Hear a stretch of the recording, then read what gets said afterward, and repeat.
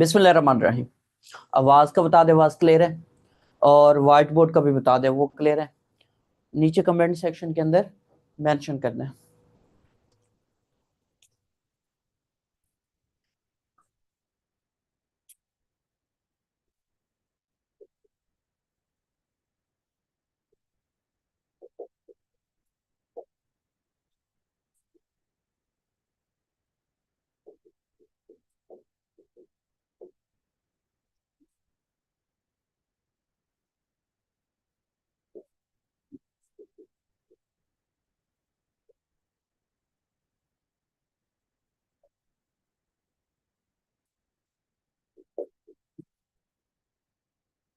Class शुरू होने के बाद फुल स्क्रीन कर दें और जो आपकी ब्राइटनेस है उसे 100% कर दें ताकि आपको अच्छे से नजर आए। कमेंट नहीं करना क्लास के दौरान। कमेंट सेक्शन आपके जितने भी आंसर्स होंगे वो आफ्टर द क्लास आपको दिए जाएंगे। अभी सिर्फ आपने नोट करना है। आप पेन, कागज, पेंसिल वगैरह सारा कुछ ले लें ताकि नोट करते जाएं। ये हमारी रेगुलर क्लास ही है जो कि हम क्या कर रहे हैं, एक फ्री ट्रेल की सूरत में आप लोगों के साथ भी शेयर कर रहे हैं। चले जी, आज हम डिस्कस करते हैं मोंटेगो चम्सफोर्ड रिफॉर्म्स के। मोंटेगो चम्सफोर्ड रिफॉर्म्स क्या थे, या उनमें क्या, कौन वायसराय था, कौन सेक्रेटरी स्टेट था सब कॉन्टिनेंट का, तो उसके बारे में हम क्या करते हैं, डिस्कस करते हैं। जब हम बात करते हैं मोंटेगो चम्सफोर्ड रिफॉर्म्स, अब सबसे पहला क्वेश्चन क्या आता है? सबसे पहला क्वेश्चन ये आता है कि मोंटेगो चम्सफोर्ड रिफॉर्म्स कब है। तो मोंटेगो चम्सफोर्ड रिफॉर्म्स जो है ये 1919 के अंदर है। कब है? 1919 के अंदर है। अब इसकी अगर हम बात करें तो मोंटेगो अलग बंदा था, चम्सफोर्ड जो है वो अलग बंदा था। अब इनके बारे में फिर क्वेश्चन बनते हैं कि मोंटेगो के पास कौन सा ओहदा था या उसके पास कौन सा डेजिग्नेशन था। इसी तरीके से चम्सफोर्ड के पास कौन सा डेजिग्नेशन था। जब हम बात करते हैं मोंटेगो की, तो मोंटेगो जो है ये सेक्रेटरी स्टेट ऑफ इंडिया था या सब कॉन्टिनेंट था, जिसे अगर उर्दू में मैं आपको बताऊं तो इसको कहा जाता था वजीर अमूर हिंद। जबकि चम्सफोर्ड कौन था? चम्सफोर्ड जो था ये वायसराय था, जो कि इस टाइम ये किसका टिनोर है? वायसराय कौन था? चम्सफोर्ड था। तो मोंटेगो जो था ये सेक्रेटरी स्टेट ऑफ इंडिया था या सब कॉन्टिनेंट था, जिसे वजीर अमूर हिंद कहा जाता था। ये कहां बैठा करता था? ये लंदन में बैठता था। जबकि चेम्सफोर्ड जो था, जो वेस्टराय था, ये तो सब कॉन्टिनेंट के अंदर होता था। ये कहां होता था? ये सब कॉन्टिनेंट के अंदर होता था। अब बात यहां पे नहीं रुकेगी। बात असल में इनके आपस में कम्युनिकेशन क्या होता था। देखो, जो वायसराय होता था, जो वायसराय होता था, ये जवाब दे होता था। किसको जवाब दे होता था? ये वजीर अमूर हिंद को जवाब दे होता था, या सेक्रेटरी स्टेट ऑफ इंडिया सब कॉन्टिनेंट को जवाब दे होता था।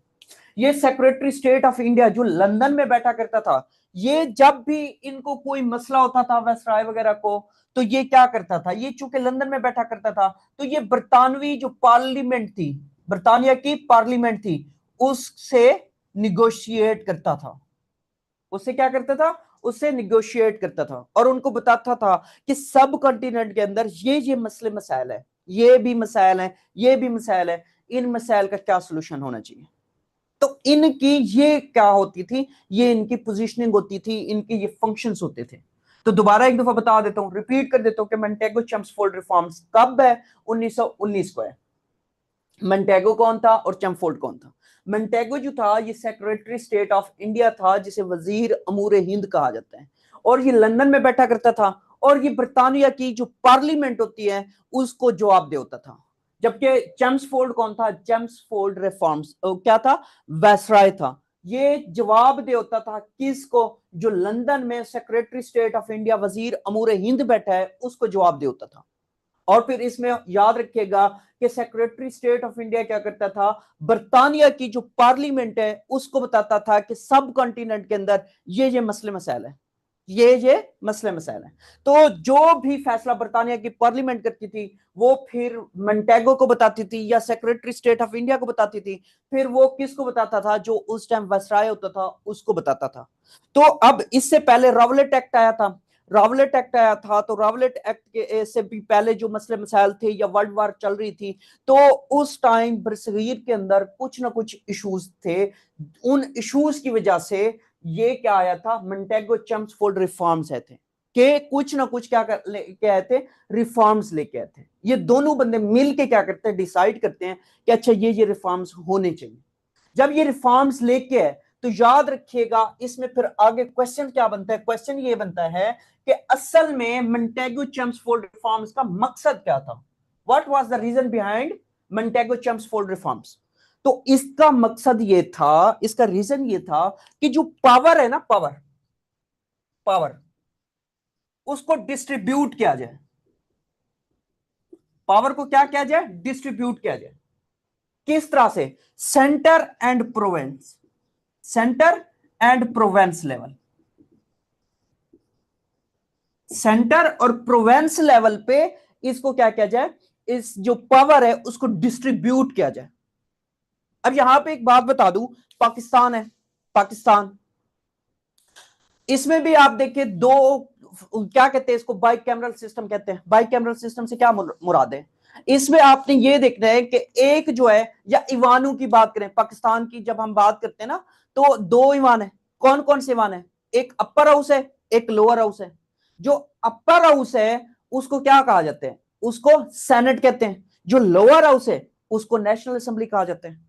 तो इसी तरीके से इन्होंने भी क्या किया, इन्होंने ये कहा कि जो पावर है उसको डिस्ट्रीब्यूट किया जाए सेंटर और प्रोविंस लेवल पे। यानी कि एक आप अक्सर पढ़ते हैं, एक मरकजी हुकूमत थी, मरकजी हुकूमत से क्या मुराद है, सेंटर लेवल पे जो हुकूमत थी, और दूसरा जो है प्रोविंशियल लेवल पे, सूबाई लेवल पे क्या थी, गवर्नमेंट थी। तो इनके दरमियान पावर्स को डिस्ट्रीब्यूट किया जाए। तो ये क्या था, ये मंटेगो चेम्सफोर्ड रिफॉर्म्स का पहला पॉइंट था। अब इसी के अंदर, इसी मंटेगो चेम्सफोर्ड रिफॉर्म्स के अंदर इन्होंने क्या किया, इन्होंने इंट्रोड्यूस कराया, इंट्रोड्यूस कराया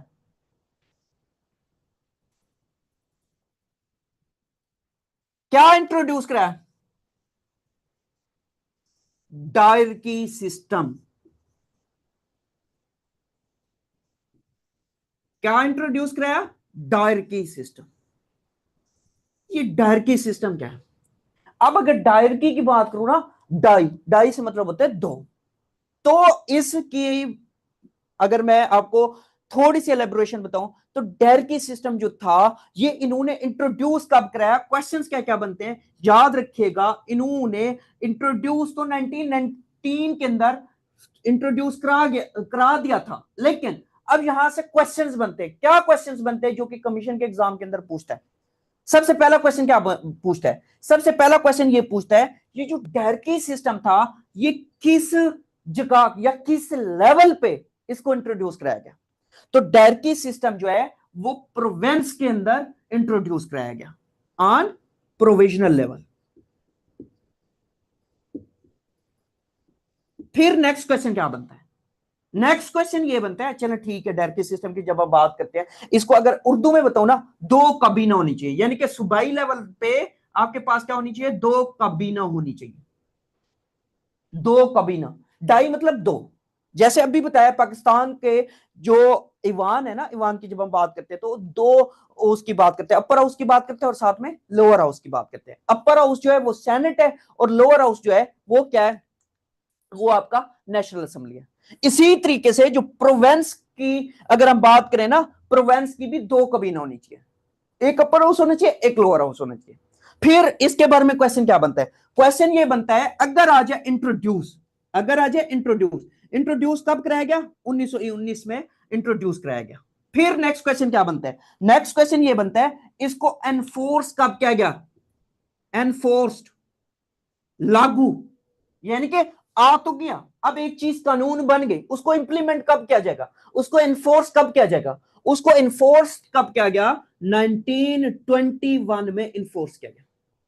कब इन्फोर्स किया गया? 1921 में इन्फोर्स किया गया। फिर क्वेश्चन क्या बनता है, इसको खत्म कब किया गया? यानी कि ये जो डायरकी सिस्टम था कब तक चलता रहा या कब इसको जाके खत्म किया गया? तो याद रखिएगा ये 1921 से चलता रहा और 1937 में इसको क्या कर दिया गया? इसको खत्म कर दिया गया, अबॉलिश कर दिया गया डायरकी सिस्टम को।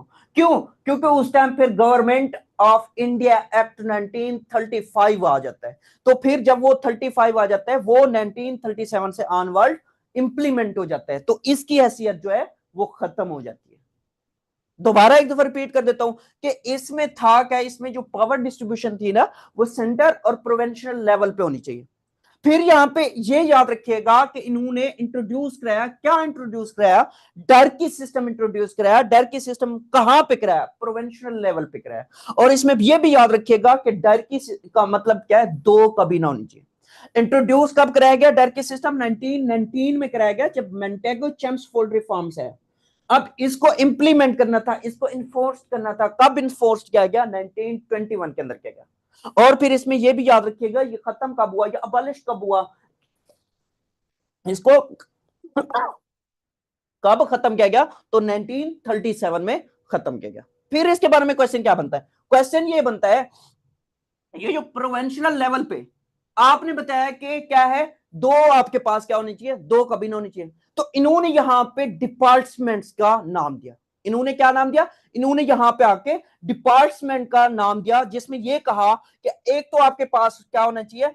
रिजर्व्ड रिजर्व्ड डिपार्टमेंट होने चाहिए। डिपार्टमेंट एक आपके पास क्या होना चाहिए? रिजर्व्ड डिपार्टमेंट्स होने चाहिए, यानी कि मखसूस महकमे होनी चाहिए।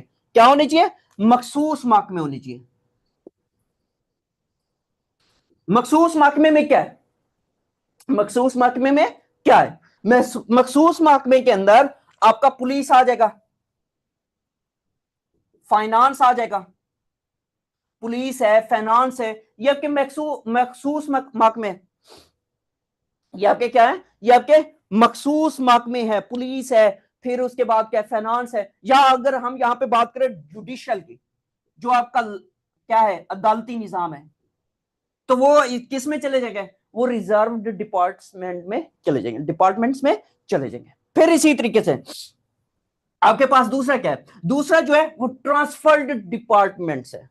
वो क्या है? Transferred departments. ये सारे सूबाई लेवल की बात करें, क्योंकि जो डायरकी है ना, डायरकी सूबाई लेवल पे हुई थी, ये यहां पे लिखा हुआ है। ये सेंटर की बात नहीं कर रहा, सूबाई लेवल की बात करो। दूसरा इन्होंने क्या कहा था? दूसरा इन्होंने ये कहा था कि आपके पास क्या होना चाहिए? रिजर्व्ड के बाद आपके पास ट्रांसफर्ड।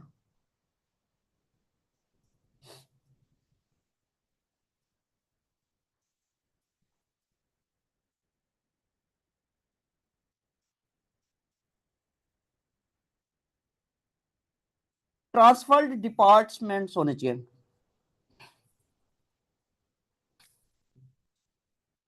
ट्रांसफर्ड डिपार्टमेंट होने चाहिए। अब इसमें क्या है, जब हम ट्रांसफर्ड डिपार्टमेंट की बात करते हैं तो याद रखिएगा इसमें आपका एग्रीकल्चर का डिपार्टमेंट, इसमें क्या है? इसमें आपका एग्रीकल्चर का, इसमें आपका पब्लिक हेल्थ, जो पब्लिक हेल्थ है डिपार्टमेंट, वो भी इसमें आना चाहिए। फिर इसमें क्या होना चाहिए? फिर इसी डिपार्टमेंट के अंदर आपका एजुकेशन।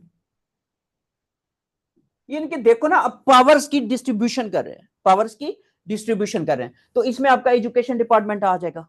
तो ये क्या था? ये असल में होल डायरकी सिस्टम था। ये क्या था? होल डायरकी सिस्टम था। कि डायरकी सिस्टम जो है इसको इंट्रोड्यूस 1919 में कराया गया। इसमें था क्या कि डायरकी का मतलब है कि दो कबीना होनी चाहिए, दो ईवान होनी चाहिए। कबीना से मुराद ईवान होनी चाहिए, दो ईवान। ये कहां पे इंट्रोड्यूस करेगी? प्रोविंशियल लेवल पे इंट्रोड्यूस करेगी।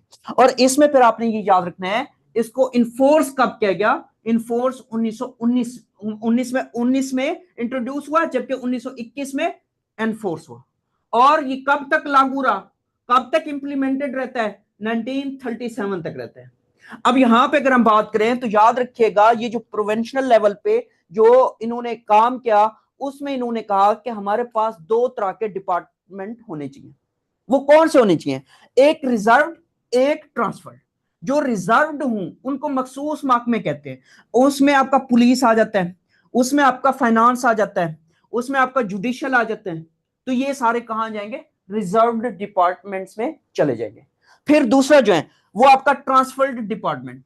ट्रांसफर डिपार्टमेंट के अंदर आपका क्या होगा? ट्रांसफर डिपार्टमेंट के अंदर आपका एग्रीकल्चर का, पब्लिक हेल्थ का, एजुकेशन का, यानी कि जो बुनियादी चीजें, जो क्या, जो बुनियादी चीजें हैं वो आपका ट्रांसफर्ड डिपार्टमेंट में होंगे। तो ये सारा आपका क्या था? मोंटेगो चेम्सफोर्ड रिफॉर्म्स था। इस मोंटेगो चेम्सफोर्ड रिफॉर्म्स के आगे जब हम बात करते हैं तो हम बात करते हैं खिलाफत मूवमेंट की। किसकी बात करते हैं? खिलाफत मूवमेंट की। तो खिलाफत मूवमेंट स्टार्ट हुई थी, क्यों हुई थी, उसका मतलब क्या था, या किसने स्टार्ट की, तो ये याद रखिएगा, उसको डिस्कस करते हैं।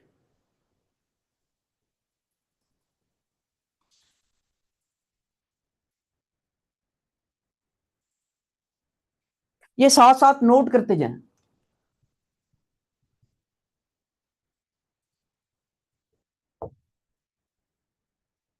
खिलाफत तहरीक, जिसको क्या कहा जाता है? जिसको खिलाफत तहरीक के खिलाफत कहा जाता है। जिसको क्या कहा जाता है? तहरीक के खिलाफत कहा जाता है।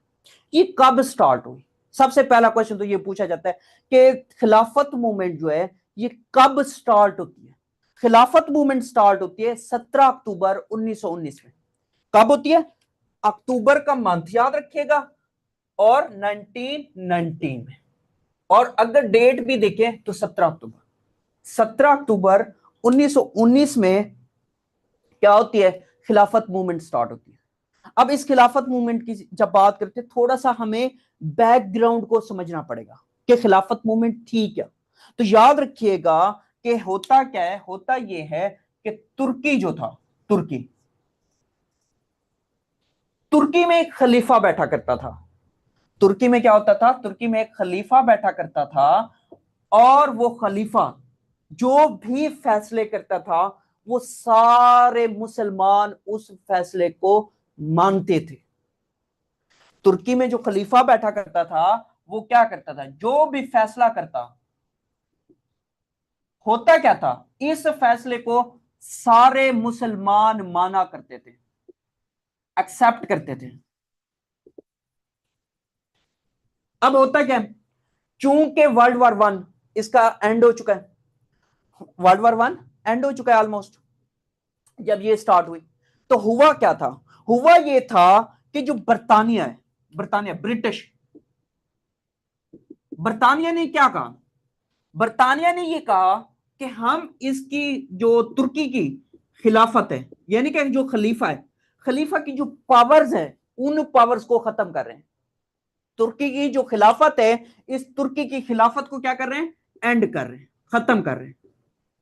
यानी कि जो फैसला एक खलीफा क्या करता था, सारे मुसलमान, दुनिया के सारे मुसलमान उस फैसले को एक्सेप्ट करते थे। अब चूंकि वर्ल्ड वॉर 1 का ऑलमोस्ट इख्तिताम हो चुका था, तो होता क्या है, होता यह है कि अब तुर्की जंग हार चुका था, तुर्की जंग हार चुका था, बरतानिया जो था वो जीत चुका था।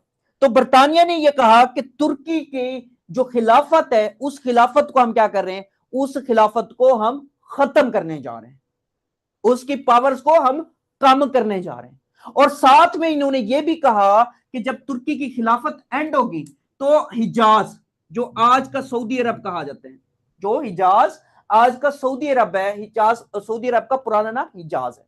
तो इसमें उस टाइम हिजाज जो कहा करते थे मक्का, मदीना, और साथ में दूसरे इलाके जो थे, दूसरे इलाके, इन इलाकों को खत्म करके हम एक नया मुल्क बना रहे हैं जिसको हिजाज कहा जाएगा।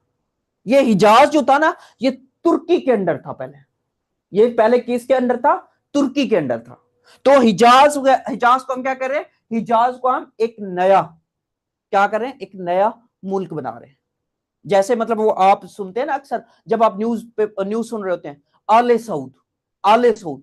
तो आले सऊद से क्या मुराद है? असल में जब हम यहाँ पे, ये तो फिर पूरा एक रेलिवेंट टॉपिक हो जाता है, हिजाज के ऊपर पूरा एक लेक्चर बनता है कि इनको किस तरह से फिर लेके आए थे, फिर उसके ऊपर यहाँ पे जो हुक्मरान है उनको क्यों कहा जाता है आले सऊद। मक्का के या सऊदी अरब के हम बात करते हैं, तो इनके जो हुक्मरान है उनको क्यों आले सऊद कहा जाता है? तो वो फिर मतलब क्या है, वो फिर आगे चल के इसका नाम फिर हिजाज से क्या कर दिया जाएगा, कन्वर्ट करके सऊदी अरेबिया रखा जाएगा। तो वो पूरा एक डिटेल के साथ टॉपिक है, उसको आप यहां पे नहीं डिस्कस कर सकते। तो फिर वापस आते हैं, तो तुर्की में एक खलीफा बैठा करता था जो सारे फैसले करता था, उन सारे फैसलों को मुसलमान एक्सेप्ट क्या करते थे, मानते थे। अब चूंकि तुर्की जंग हार चुका था, वर्ल्ड वॉर 1 हार चुका था, तो होता यह कि बरतानिया वाले फैसला करते हैं कि हम तुर्की की जो खिलाफत है उसको खत्म करना चाह रहे हैं, खत्म कर रहे हैं बल्कि। और जहां तक हिजाज का ताल्लुक है, ये हिजाज पहले तुर्की के कब्जे में आता था, जिसे आजकल सऊदी अरेबिया कहा जाता है। तो इसको हम क्या करें, एक नया मुल्क बना रहे हैं, क्या करें, एक अलग मुल्क बना रहे हैं। तो ये क्या थी, ये असल में बैकग्राउंड था इस खिलाफत मूवमेंट का। इस खिलाफत मूवमेंट का क्या था, बैकग्राउंड था। अब खिलाफत मूवमेंट के मकासद क्या थे, इसके 3 मकासद थे। कितने मकासद थे, 3 मकासद थे। 3 मकासद थे किसके, इस मूवमेंट के, खिलाफत मूवमेंट के 3 मकासद थे। वो कौन कौन से थे, तो याद रखिएगा। सबसे पहला मकसद यह था कि तुर्की की जो खिलाफत है, खिलाफत उसको खत्म नहीं करना चाहिए। तुर्की की खिलाफत को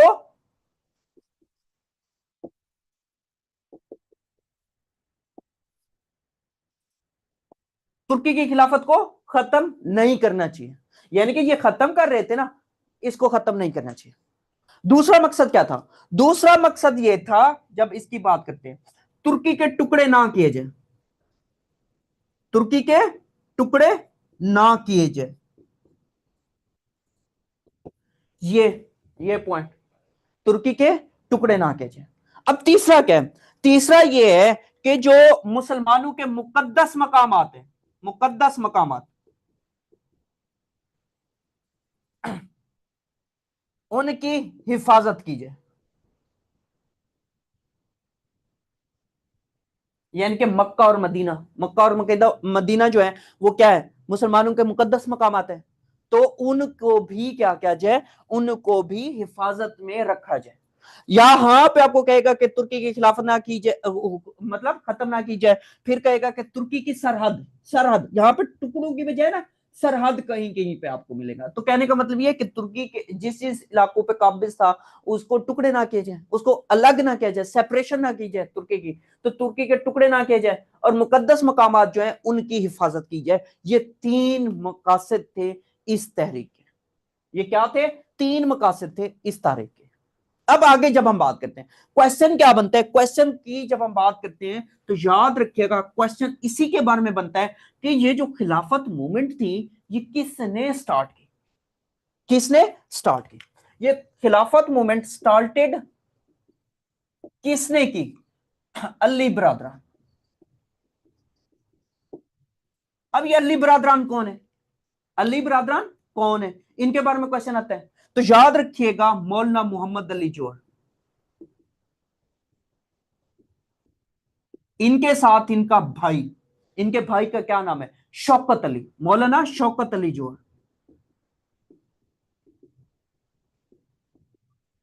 मौलाना शौकत अली जोहर, इन्होंने इसको स्टार्ट किया था। इनू के साथ इनको सपोर्ट किसने किया, इनको सपोर्ट करने वाली इनकी मां थी। उनका नाम भी पेपर में पूछता है, इनकी मां का क्या नाम है, बी अम्मा, बी अम्मा। बी अम्मा क्या थी, बी अम्मा इनकी मां थी, वो इनको ज्यादा सपोर्ट कर रही थी। अब यहां पे क्वेश्चन ये बनता है कि बी अम्मा का असल नाम क्या है, बी अम्मा का असल नाम है अब्दी बेगम। अब्दी बेगम क्या है, अब्दी बेगम असल नाम है। अब्दी बेगम क्या है, अब्दी बेगम इनका असल नाम है। दोबारा एक दफा बता देता हूं कि खिलाफत मूवमेंट जो है ये स्टार्ट हुई थी 17 अक्टूबर 1919 में। इसके 3 मकासद थे कि तुर्की की खिलाफत को खत्म ना किया जाए, जो खलीफा बैठा है वो बैठा रहने दे। लेकिन आगे फिर क्या कहते हैं, कहते हैं तुर्की के टुकड़े ना किए जाए। मतलब जो हिजाज है उसको अलग कर रहे हैं, फिर इसी तरीके से बाकी भी जो है वो भी मतलब क्या कर रहे हैं, अलग अलग कर रहे हैं। तो इसी वजह से फिर साथ में ये भी पॉइंट याद रखिएगा कि जो मुकद्दस मकामात है ना मुसलमानों के, उनकी हिफाजत कीजिए। अब इस खिलाफत मूवमेंट को स्टार्ट किसने किया था? स्टार्ट किया था अली बरादरान ने। अली बरादरान मौलाना मोहम्मद अली जौहर और मौलाना शौकत अली। अब यहां पे फिर एक और नाम भी आता है, अबुल कलाम। यहां पे एक और नाम भी आता है, अबुल कलाम। अबुल कलाम भी इनके साथ था, उसने भी इसको लीड किया था। फिर यहां पे याद रखिएगा अली बिरादरान कौन कौन से हैं? मौलाना मोहम्मद अली जौहर, मौलाना शौकत अली जौहर। इनको सपोर्ट करने वाली इनकी मां थी, इसने भी अहम किरदार अदा किया था। और इनकी मां का क्या नाम है? बी अम्मा। और या उसका असल नाम क्या है? उसका असल नाम है अब्दी बेगम। उसका असल नाम क्या है? उसका असल नाम है अब्दी बेगम। अब यहां पे फिर क्वेश्चन ये बनते हैं, अब देखो ये सपोर्ट कर रहे हैं तो कोई ना कोई कॉन्फ्रेंस होगी, कोई ना कोई इनकी क्या होगी? मीटिंग होगी। तो उसके बारे में क्वेश्चन फिर पूछता है कि वो कहां पे हुई, वो कहां पे होगी। तो याद रखिएगा 3 कॉन्फ्रेंसेस का जिक्र मिलता है, उनको जब हम डिस्कस करते हैं तो वो कहां कहां हुई उनको आगे पढ़ते हैं। फिर इसके बारे में बाकी क्या क्वेश्चंस बनते हैं उसको भी साथ साथ देखते हैं।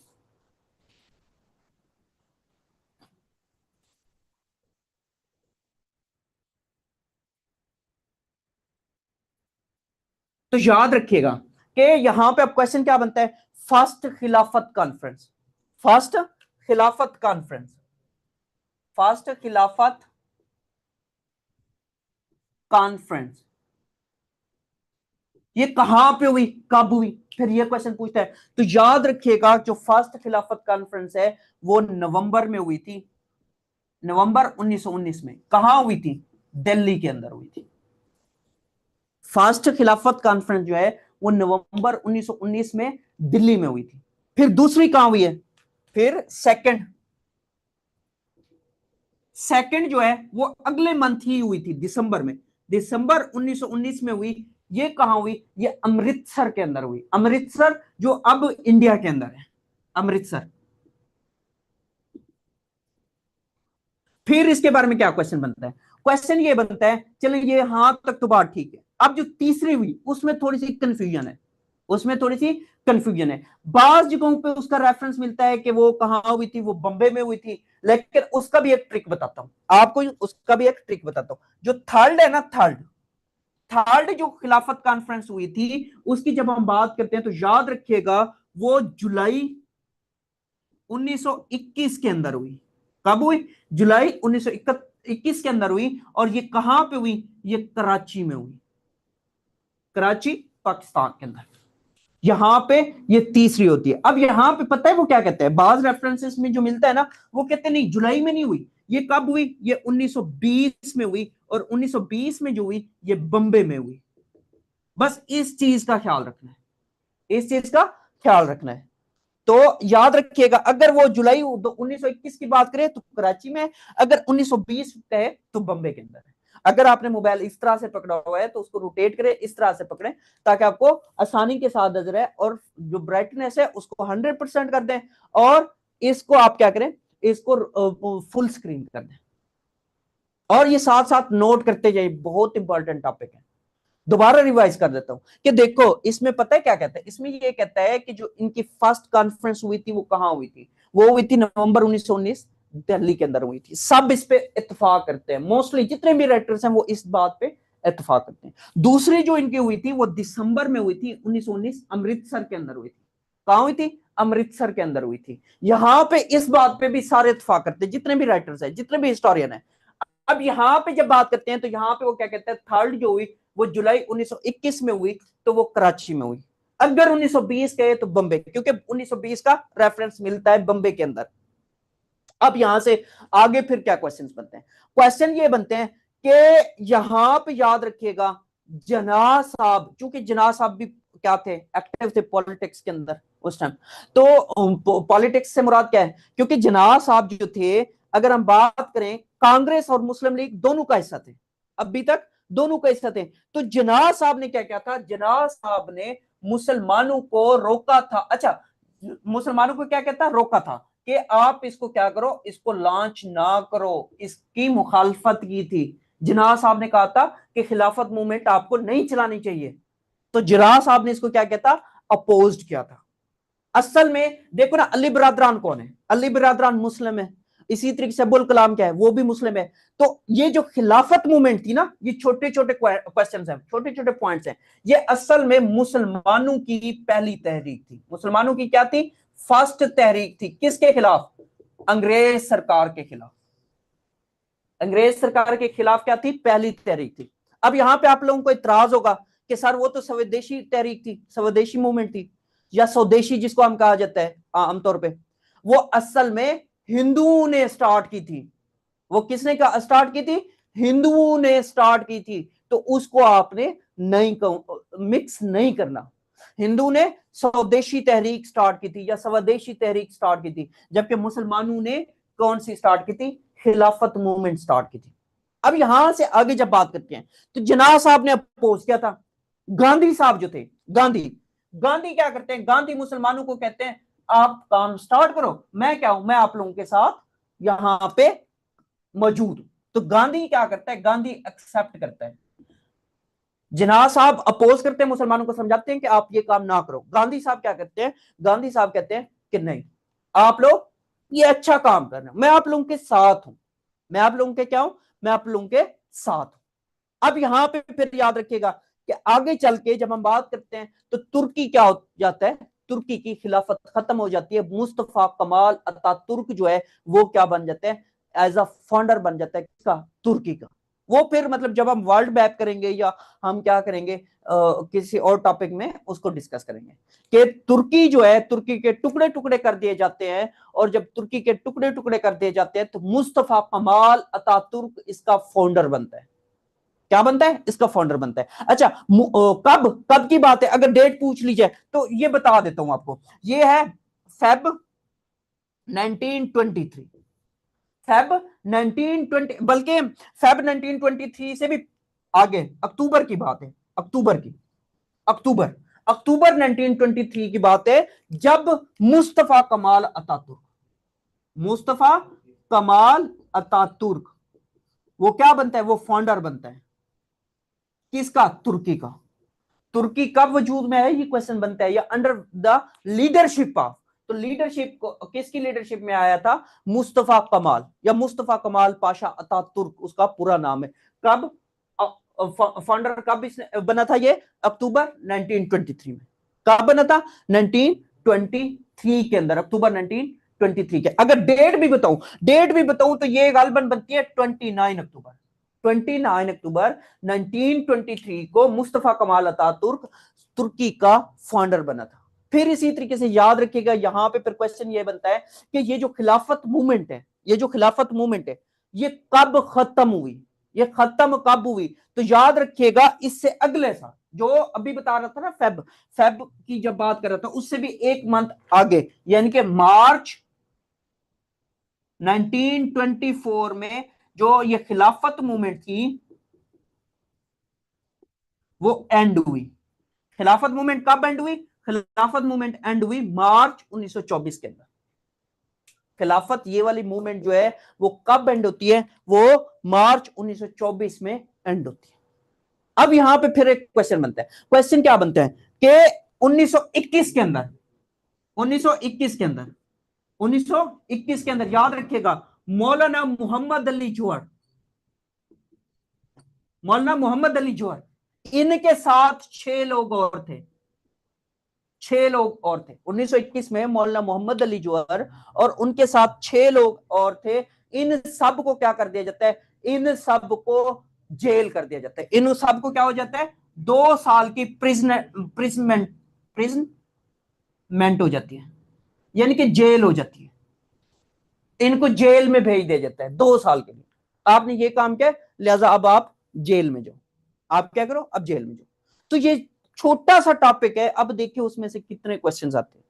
तो दोबारा एक दफा देखो कि जिन्ना साहब ने इसको अपोज किया था। जिन्ना साहब ने मुसलमानों को समझाया था आप ये काम ना करो। गांधी क्या करता है? गांधी कहता है मैं आपके साथ हूं, मैं आपके साथ हूं, आप शुरू करो, कदम उठाओ, मैं आपके साथ हूं। फिर मुसलमानों की ये पहली तरीक थी, फर्स्ट मूवमेंट थी। किसके खिलाफ? अंग्रेजों के खिलाफ। और यहां पे फिर ये याद रखिएगा, फर्स्ट खिलाफत कॉन्फ्रेंस जो है वो नवंबर 1919 दिल्ली में हुई, दूसरी दिसंबर 1919 अमृतसर के अंदर हुई, जुलाई 1921 में आखिरी हुई, थर्ड हुई, जो कि कराची की बात होती है। अगर 1920 का ऑप्शन हो या 1920 में पूछे तो वो फिर बम्बे के अंदर है। फिर इसी तरीके से याद रखिएगा कि मुस्तफा कमाल अतातुर्क इसका फाउंडर बना था 29 अक्टूबर 1927 को। जो तुर्की के टुकड़े टुकड़े हुए थे तो तुर्की एक अलग मुल्क बना था, तो ये डेट थी। और मार्च 1924 के अंदर खिलाफत मूवमेंट जो है वो एंड होती है, वो क्या होती है, वो खत्म होती है। अब यहां पे भी अगर बात करूं तो 3 मार्च आपको पेपर में देते हैं, 3 मार्च 1924 को खिलाफत मूवमेंट खत्म हुई। स्टार्ट कब हुई? 17 अक्टूबर 1919। और मौलाना मोहम्मद अली जौहर और 6 लोग, इनको 1921 में 2 साल की जेल होती है। फिर इसके बाद आगे अगर हम बात करें, ये क्या था, ये आपकी सारी की सारी खिलाफत मूवमेंट थी, खिलाफत मूवमेंट थी। इसके बाद क्या आ जाती है? इसके बाद आ जाती है non cooperation movement, non cooperation movement आ जाती है। तो उसको डिस्कस करते हैं।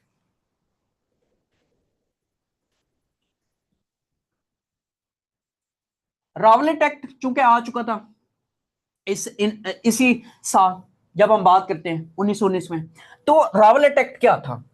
रावलेट एक्ट ये था, देखो थोड़ा सा आपको बैकग्राउंड बता देता हूं। रावलेट एक्ट क्या था? रावलेट एक्ट ये था असल में, थोड़ा सा ये आपको रिकॉल कर दूं। रावलेट एक्ट, अच्छा, इस एक्ट के आने से पहले, इस एक्ट से आने से पहले कमेटी बनी थी, रावलेट कमेटी जिसको कहा जाता है। कब बनी थी? वो 1918 में बनी थी। ये रावलेट वो बंदा था जिसने इस कमेटी को लीड किया था। अब इस कमेटी का क्या काम था? इस कमेटी का यह काम था कि जो वर्ल्ड वार वन में जिसने बगावत की है उनकी निशानदाही करो। वर्ल्ड वार 1 में जिसने भी ब्रिटिश सरकार के खिलाफ बगावत की है उसको निशानदेही करो। अब जब उसकी निशानदेही करो तो फिर उसके बाद क्या आया? उसके बाद आया रावलेट एक्ट, यानी कि ये सारे ढूंढे, फिर उसके बाद इन्होंने एक्ट पेश किया, और वो कब आया? 1919 में आया। अब ये रावलेट एक्ट था क्या? रावलेट एक्ट वो एक्ट था, यानी कि अब थोड़ा सा मैं आपको एलेबोरेट करता हूं क्या था। वो ये था कि जिसने भी बगावत की इसको गोली मारो, इसको क्या करो? इसको गोली मारो, इसकी तो बात ही ना करो। क्यों? क्योंकि ये था, ना उसको कोई जज आपने देना है, ना उसके लिए कोई वकील होगा, ना उसका किसी अदालत में कोई केस होगा। जो भी करना है वो ब्रिटिश सरकार जाने। वो क्या कहती थी? वो ये कहती थी इसको तो गोली मारो, इसको दफा करो। ना उसके लिए कोई वकील है, ना उसके लिए कोई जज है, ना उसके लिए कोई अदालत है, ना उसके लिए कोई मुकदमा होगा। उसको पकड़ के डायरेक्ट क्या करो? गोलियां मारो। तो फिर ये सारे मामला हिंदुस्तान के अंदर चल रहे थे। फिर इधर से क्या आ गई? खिलाफत मूवमेंट आ गई। अब आगे चल के क्या होगा? नॉन कोऑपरेशन मूवमेंट होगी। तो कैद आजम ने क्या कहा था? कैद आजम साहब ने इसको अंधा कानून कहा था, काला कानून कहा था, रावलेट एक्ट को। अब क्या आएगा? अब आएगा नॉन कोऑपरेशन मूवमेंट।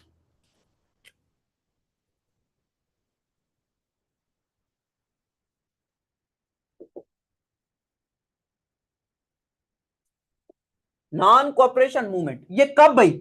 ये 1920 में। नॉन कोऑपरेशन मूवमेंट कब भाई? नॉन कोऑपरेशन मूवमेंट जो है ये 1920 के अंदर आती है।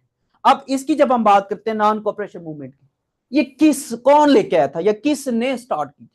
तो ये गांधी साहब ने स्टार्ट की थी। किसने स्टार्ट की? गांधी ने स्टार्ट की। गांधी साहब क्या करते हैं? गांधी साहब कहते हैं कोई अदालत ना जाए, यानी कि कोई भी शख्स अदालत ना जाए, और अंग्रेज सरकार का कोई काम ना करो, कोई दफ्तर ना जाए, यानी कि कॉपरेशन। कॉपरेशन क्या मुराद है? कॉपरेट करना, कॉपरेट करना। तो कॉपरेट यानी कि जब आप अदालत नहीं जाओगे तो कॉपरेट कैसे करोगे? और जब अंग्रेज सरकार का कोई काम नहीं करोगे तो कैसे कॉपरेट करोगे? और कोई दफ्तर नहीं जाएगा तो कोई दफ्तरी काम भी नहीं होगा, अवाम जलील होगी, सड़कों पे बैठी रहेगी। तो आपने ये काम नहीं करना। जब ये नहीं करना तो गांधी ने ये नॉन कोऑपरेशन मूवमेंट 1920 में स्टार्ट करी थी, अंग्रेजों के खिलाफ थी असल में। फिर होता क्या है, होता ये है कि जिन्ना साहब मना करते हैं। जिन्ना साहब क्या करते हैं, जिन्ना साहब मना करते हैं कि ये काम ना करो, मुसलमानों को रोकते हैं, मुसलमानों को रोकते हैं कि मुसलमान इसमें पार्टिसिपेट ना करें। लेकिन यहां पे फिर एक बात याद रखिएगा, कांग्रेस जो थी, कांग्रेस वो क्या करती है, वो गांधी को सपोर्ट करती है। वो क्या करती है, वो गांधी को सपोर्ट करती है। वो कहती है कि ये नॉन कोऑपरेशन मूवमेंट होनी चाहिए। जब कैद आजम साहब ने देखा कि कांग्रेस भी इसको सपोर्ट कर रही है, तो कैद आजम साहब क्या करते हैं, कैद आजम साहब रिजाइन करते हैं। किससे रिजाइन करते हैं, कांग्रेस से। कब, 1920 के अंदर। कैद आजम ने कब कांग्रेस से रिजाइन किया, 1920 के अंदर रिजाइन किया, इस नॉन कोऑपरेशन मूवमेंट की वजह से। किस वजह से, नॉन कोऑपरेशन मूवमेंट की वजह से कैद आजम साहब क्या करते हैं, इस्तीफा दे देते हैं, रिजाइन कर देते हैं। किससे, कांग्रेस से। तो ये छोटी छोटी चीजें होती हैं जिनको क्या करना होता है, हमने रिलेट करना होता है, लेके जाना होता है। अब इससे पहले क्या था, रावलेट एक्ट था। रावलेट एक्ट में आपको बता चुका हूं कि इसको तो गोली मारो, इसको गोली मारो, इसकी तो बात ही ना करो। ना इसके लिए कोई जज देंगे, ना इसके लिए कोई वकील होगा, ना ही इसके लिए कोई मुकदमा होगा, इसको डायरेक्ट फायर मारो। तो फिर ये क्या था, ये सारा मामला चल रहे थे। तो नॉन कोऑपरेशन मूवमेंट आती है। जब नॉन कोऑपरेशन मूवमेंट आती है 1920 में आती है, गांधी ने स्टार्ट किया था। गांधी ने ये कहा था कोई भी अदालत में नहीं जाएगा, कोई भी अंग्रेज सरकार का काम नहीं करेगा, कोई भी दफ्तर नहीं जाएगा। और कांग्रेस क्या करती है, कांग्रेस इसको सपोर्ट करती है। किसको, गांधी को, नॉन कोऑपरेशन मूवमेंट को। जबकि जिन्ना साहब इसकी मुखालफत करते हैं। और जब जिन्ना साहब मुखालफत करते हैं, जब जिन्ना साहब ने देखा कि कांग्रेस जो है वो उनकी बात नहीं मान रही, तो कैद आजम साहब क्या करते हैं, रिजाइन कर देते हैं कांग्रेस से 1920 के अंदर। और फिर इसमें यह भी याद रखिएगा कि जिन्ना साहब अब सिर्फ मुस्लिम लीग का हिस्सा हो जाएंगे, मुस्लिम लीग के काम करेंगे। और इससे पहले कैद आजम साहब क्या थे, 1913 में मुस्लिम लीग ज्वाइन की थी। तो 7 साल का ये गैप बनता है 1913 से 1920 तक, जिसमें मुस्लिम लीग और कांग्रेस दोनों का हिस्सा रहे थे। तो ये क्या होती है, ये क्वेश्चंस को समझने की टेक्निक होती है। फिर इसके बाद अब होता क्या है, अब नॉन कोऑपरेशन मूवमेंट भी होगी, अब हिजरत मूवमेंट होगी। अगली क्या होगी, अगली जो होगी वो हिजरत मूवमेंट होगी। हिजरत मूवमेंट कब हुई उसको हम डिस्कस करते हैं।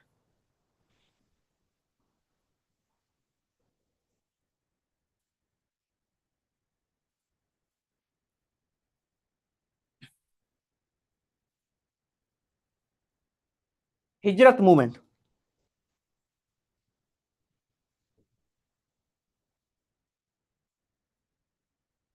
अब हिजरत मूवमेंट कब हुई, हिजरत मूवमेंट भी जुलाई 1920 में हुई। कब हुई, जुलाई 1920 में क्या हुई, हिजरत मूवमेंट हुई। बार बार एक बात बता रहा हूं, रावलेट एक्ट, रावलेट एक्ट, इसको गोली मारो, इसकी तो बात ही ना करो, ना इसको कोई वकील दो, ना ही इसको क्या करो, इसको मुकदमे के लिए कोई मतलब जज मुकर्रर हो, ना ही इसका कोई मुकदमा लगाया जाएगा, इसको डायरेक्ट गोली मारो। होता क्या है, अब देखो मुसलमानों ने जब मूवमेंट स्टार्ट की, कौन सी, अभी जो हमने पढ़ी है, खिलाफत मूवमेंट, खिलाफत मूवमेंट स्टार्ट की, अंग्रेजों ने क्या किया, अंग्रेजों ने अब मुसलमानों के ऊपर जुल्म सितम करना स्टार्ट कर दिया। जब मुसलमानों के ऊपर जुल्म सितम स्टार्ट करने शुरू कर दिए, तो जो मौलवी हजरात थे, जो हिंदुस्तान में मौलवी हजरात थे, मौलवी हजरात, इन्होंने क्या किया, इन्होंने मुसलमानों को समझाया। इन्होंने क्या किया, इन्होंने मुसलमानों को समझाया। क्या समझाया, मुसलमानों को यह कहा कि ये जो हिंदुस्तान है, ये जो सब कॉन्टिनेंट है, हिंदुस्तान है, सब कॉन्टिनेंट है, ये सब कॉन्टिनेंट या हिंदुस्तान जो है ये दारुल हरब है, दारुल हरब है। मौलवियों ने क्या कहा, मौलवी ने मुसलमानों को कहा, मुसलमानों को कहा कि ये जो हिंदुस्तान है ये आपके लिए दारुल हरब है, ये आपके लिए क्या है, दारुल हरब है। दारुल हरब का मतलब क्या है? दारुल हरब का मतलब है जंग ज़दा इलाका, जंग ज़दा इलाका। ये मौलवी हजरात जो उस टाइम के थे, आज की बात नहीं कर रहा, उस टाइम के, उन्होंने क्या कहा? उन्होंने मुसलमानों को ये कहा कि ये क्या है, ये हिंदुस्तान जो है ये आप लोगों के लिए दारुल हरब है, जंग ज़दा इलाका है। तो आप लोग क्या करो? तो यही मुसलमान क्या करें? अफगानिस्तान की तरफ हिजरत करें। अफगानिस्तान की तरफ क्या करें? अफगानिस्तान की तरफ हिजरत करें। अफगानिस्तान को उन मौलवियों ने क्या कहा था? उन मौलवियों ने कहा था ये आपके लिए दारुल अमान है। ये क्या है? दारुल अमान है। दारुल अमान मतलब अमन की जगह। आप लोगों के लिए क्या है? आप लोगों के लिए अमन की जगह है। तो ये क्या थी? ये हिजरत मूवमेंट थी। जुलाई 1920 की बात है, जब मौलवी हजरात ने यह कहा कि मुसलमानों के लिए हिंदुस्तान दारुल हरब है, जंग ज़दा इलाका है, लिहाजा मुसलमान क्या करें? अफगानिस्तान की तरफ हिजरत करें। अफगानिस्तान मुसलमानों के लिए दारुल अमन है, दारुल अमान है, अमन की जगह है। तो मुसलमान वहां पे क्या करें? वहां पे माइग्रेट करें, वहां पे हिजरत करें। ये मौलवी हजरात कह रहे हैं मुसलमानों को। तो बहुत सारे मुसलमानों ने क्या किया? बहुत सारे मुसलमानों ने घर बेचा, जायदाद बेची, कारोबार छोड़ा, और सब कुछ छोड़ के कहां चले गए? अफगानिस्तान की तरफ चले गए। कहां चले गए? अफगानिस्तान की तरफ चले गए। अब होता क्या है? होता यह है कि यहां पे कैद आजम साहब मुसलमानों को मन्ना करते रहे। कैद आजम साहब क्या कर रहे हैं? मुसलमानों को कह रहे हैं ऐसा ना करो। कैद आजम साहब क्या करते हैं? मना करते हैं मुसलमानों को, आप ये काम ना करो।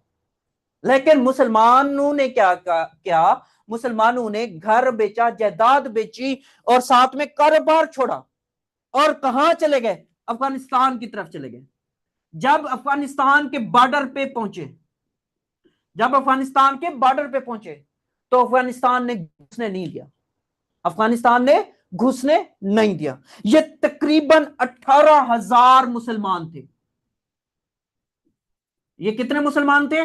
18,000 मुसलमान थे। तो वो बेचारे वहीं पे बेघर, बेयारो मददगार वहीं पे वापस लौटे। क्यों? क्योंकि उनको अफगानिस्तान ने घुसने ही नहीं दिया। बॉर्डर बंद था। बॉर्डर की बात जब की तो वो बंद था, जिसकी वजह से मुसलमानों को अफगानिस्तान ने एक्सेप्ट नहीं किया था। तब इन 18,000 मुसलमानों को कैद आजम की बात समझ में आई कि ये काम नहीं करना चाहिए। तो ये क्या थी? ये आपकी हिजरत मूवमेंट थी। हिजरत मूवमेंट कब हुई? जुलाई 1920 में हुई। मौलवी हजरात ने हिंदुस्तान को दारुल हरब करार दिया, जंग ज़दा इलाका करार दिया मुसलमानों के लिए, और मुसलमानों को ये कहा कि आप अफगानिस्तान की तरफ हिजरत करो। अफगानिस्तान आपके लिए क्या है? अफगानिस्तान आपके लिए दारुल अमान है, दारुल अमन है, अमन की जगह है। तो मुसलमानों ने अपना घर बेचा, जायदाद बेची, कारोबार छोड़े, और किस तरफ चले गए? अफगानिस्तान की तरफ चले गए।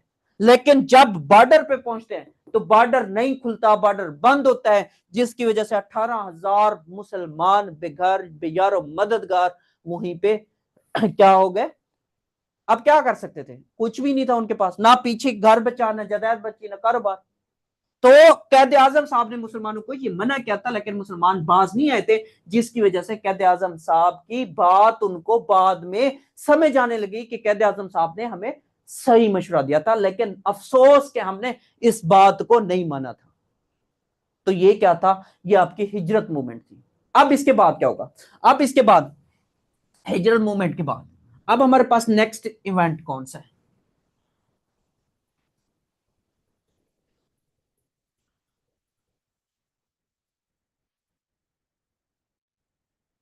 अब अगर यहां पे हम बात करें ना, अब वसराय साहब चेंज हो जाएंगे। वसराय साहब क्या होंगे? वसराय साहब चेंज हो जाएंगे। अब नए वसराय साहब आएंगे, और वो वसराय साहब क्या है? लॉर्ड रीडिंग है। कौन है? Lord reading. लॉर्ड रीडिंग के अगर टिनोर की बात करें तो 1921 से स्टार्ट होता है और 1926 तक रहता है। 1921 से स्टार्ट हुआ और 1926 तक रहता है। लॉर्ड रीडिंग के दौर में ना सबसे पहला इवेंट जो होता है, सबसे पहला इवेंट होता है चोरा चोरी का वाक्य। चोरा चोरी का वाक्य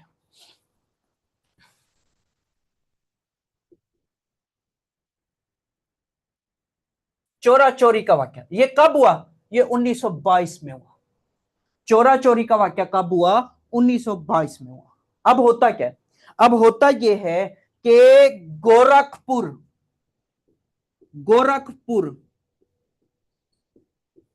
ये डिस्ट्रिक्ट है। गोरखपुर डिस्ट्रिक्ट है। किसका डिस्ट्रिक्ट है? यूपी का। उत्तर प्रदेश का एक डिस्ट्रिक्ट था गोरखपुर। इस गोरखपुर के अंदर जब हम बात करते हैं, एक रैली जा रही थी। क्या जा रही थी? एक रैली जा रही थी। अंग्रेज के खिलाफ मतलब बातें, नारेबाजी कर रहे थे। तो गोरखपुर में जो पुलिस स्टेशन था, ये आपका पुलिस स्टेशन है। ये आपका क्या है? ये आपका पुलिस स्टेशन है। पुलिस स्टेशन के पास जब ये रैली पहुंचती है, जब ये रैली पुलिस स्टेशन के पास पहुंचती है, तो होता क्या है? होता यह कि पुलिस वाले इस रैली को मुंतशिर करते हैं। क्या करते हैं? मुंतशिर करने की कोशिश करते हैं। जब मुंतशिर, या बाज जगहों पे क्या मिलता है? बाज जगहों पे ये मिलता है कि ये रैली क्या करती है? रैली खुद ब खुद पुलिस स्टेशन पे हमला कर देती है। पुलिस स्टेशन पे क्या करती है? हमला करती है। लेकिन बाज हिस्टोरियन जो है, जो हिस्ट्री लिखते हैं, वो क्या कहते हैं? वो कहते हैं कि ये रैली जा रही थी, पुलिस स्टेशन के करीब जब पहुंचती है तो पुलिस वाले इस रैली को मुंतशिर करने की कोशिश करते हैं। अब चूंकि ये ज्यादा थे, रैली वाले ये ज्यादा तादाद में थे, और पुलिस वाले क्या थे? पुलिस वाले कम तादाद में थे। तो ये रैली वाले उल्टा क्या करते हैं? पुलिस स्टेशन पे धावा बोल देते हैं। वही बात होगी कि खरबूजा छुरी पे गिरे या छुरी खरबूजे पे गिरे, नुकसान किस कौन है? नुकसान खरबूजे कौन है? पुलिस वालों ने चाहे मतलब उनको मुंतशिर करने के लिए काम किया, या उन्होंने इन पे हमला किया। तो होता क्या है? होता यह है कि इस वक्त पुलिस वाले क्या थे? 22 थे। पुलिस स्टेशन में कितने पुलिस वाले थे? 22 पुलिस वाले थे। तो ये रैली क्या करती है? ये रैली इस पुलिस स्टेशन पे हमला कर देती है, और जब हमला करती है तो इन 22 पुलिस वालों को जिंदा जला देती है। क्या करती है? जिंदा जला देती है। तो ये क्या था? ये आपका चोरा चोरी का इवेंट था। ये क्या था? ये चोरा चोरी का इवेंट था। अगर इसकी भी मिसाल दूं कि मंथ कौन सा था, तो याद रखिएगा ये फेब का मंथ था। ये कब का मंथ था? फेब 1922 में। दोबारा एक दफा रिपीट कर देता हूं, ये आप जब स्टोरी की शेप में लेके चलते हैं तो आपको कभी भी क्या होता है? भूलता नहीं है, आपको हमेशा याद रहता है ये सारी चीजें। तो याद रखिएगा, एक दफा फिर बता देता हूं कि लॉर्ड रीडिंग 1921 से 1926 में आया था। इसके दौर में एक इवेंट होता है। वो कौन सा इवेंट होता है? वो चोरा चोरी का वाक्य होता है। चोरा चोरी का वाक्य कब हुआ? फेब के मंथ में हुआ, 1922 के अंदर हुआ, जब गोरखपुर के डिस्ट्रिक्ट, ये असल में क्या था? डिस्ट्रिक्ट था। किसका? यूपी का।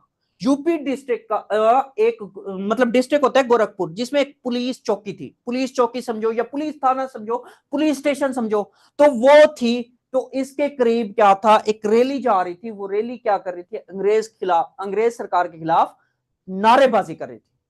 तो होता क्या है कि इन रैली वालों को पुलिस मुंतशिर करने के लिए आती है, तो ये उल्टा क्या करते हैं? पुलिस वालों पे धावा बोल देते हैं। पुलिस वाले जब पुलिस स्टेशन में जाते हैं तो टोटल 22 पुलिस वाले होते हैं। इन सब पुलिस वालों को पकड़ के जिंदा जला दिया जाता है।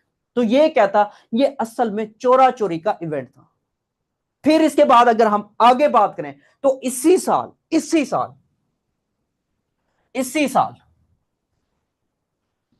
कब? 1922 को।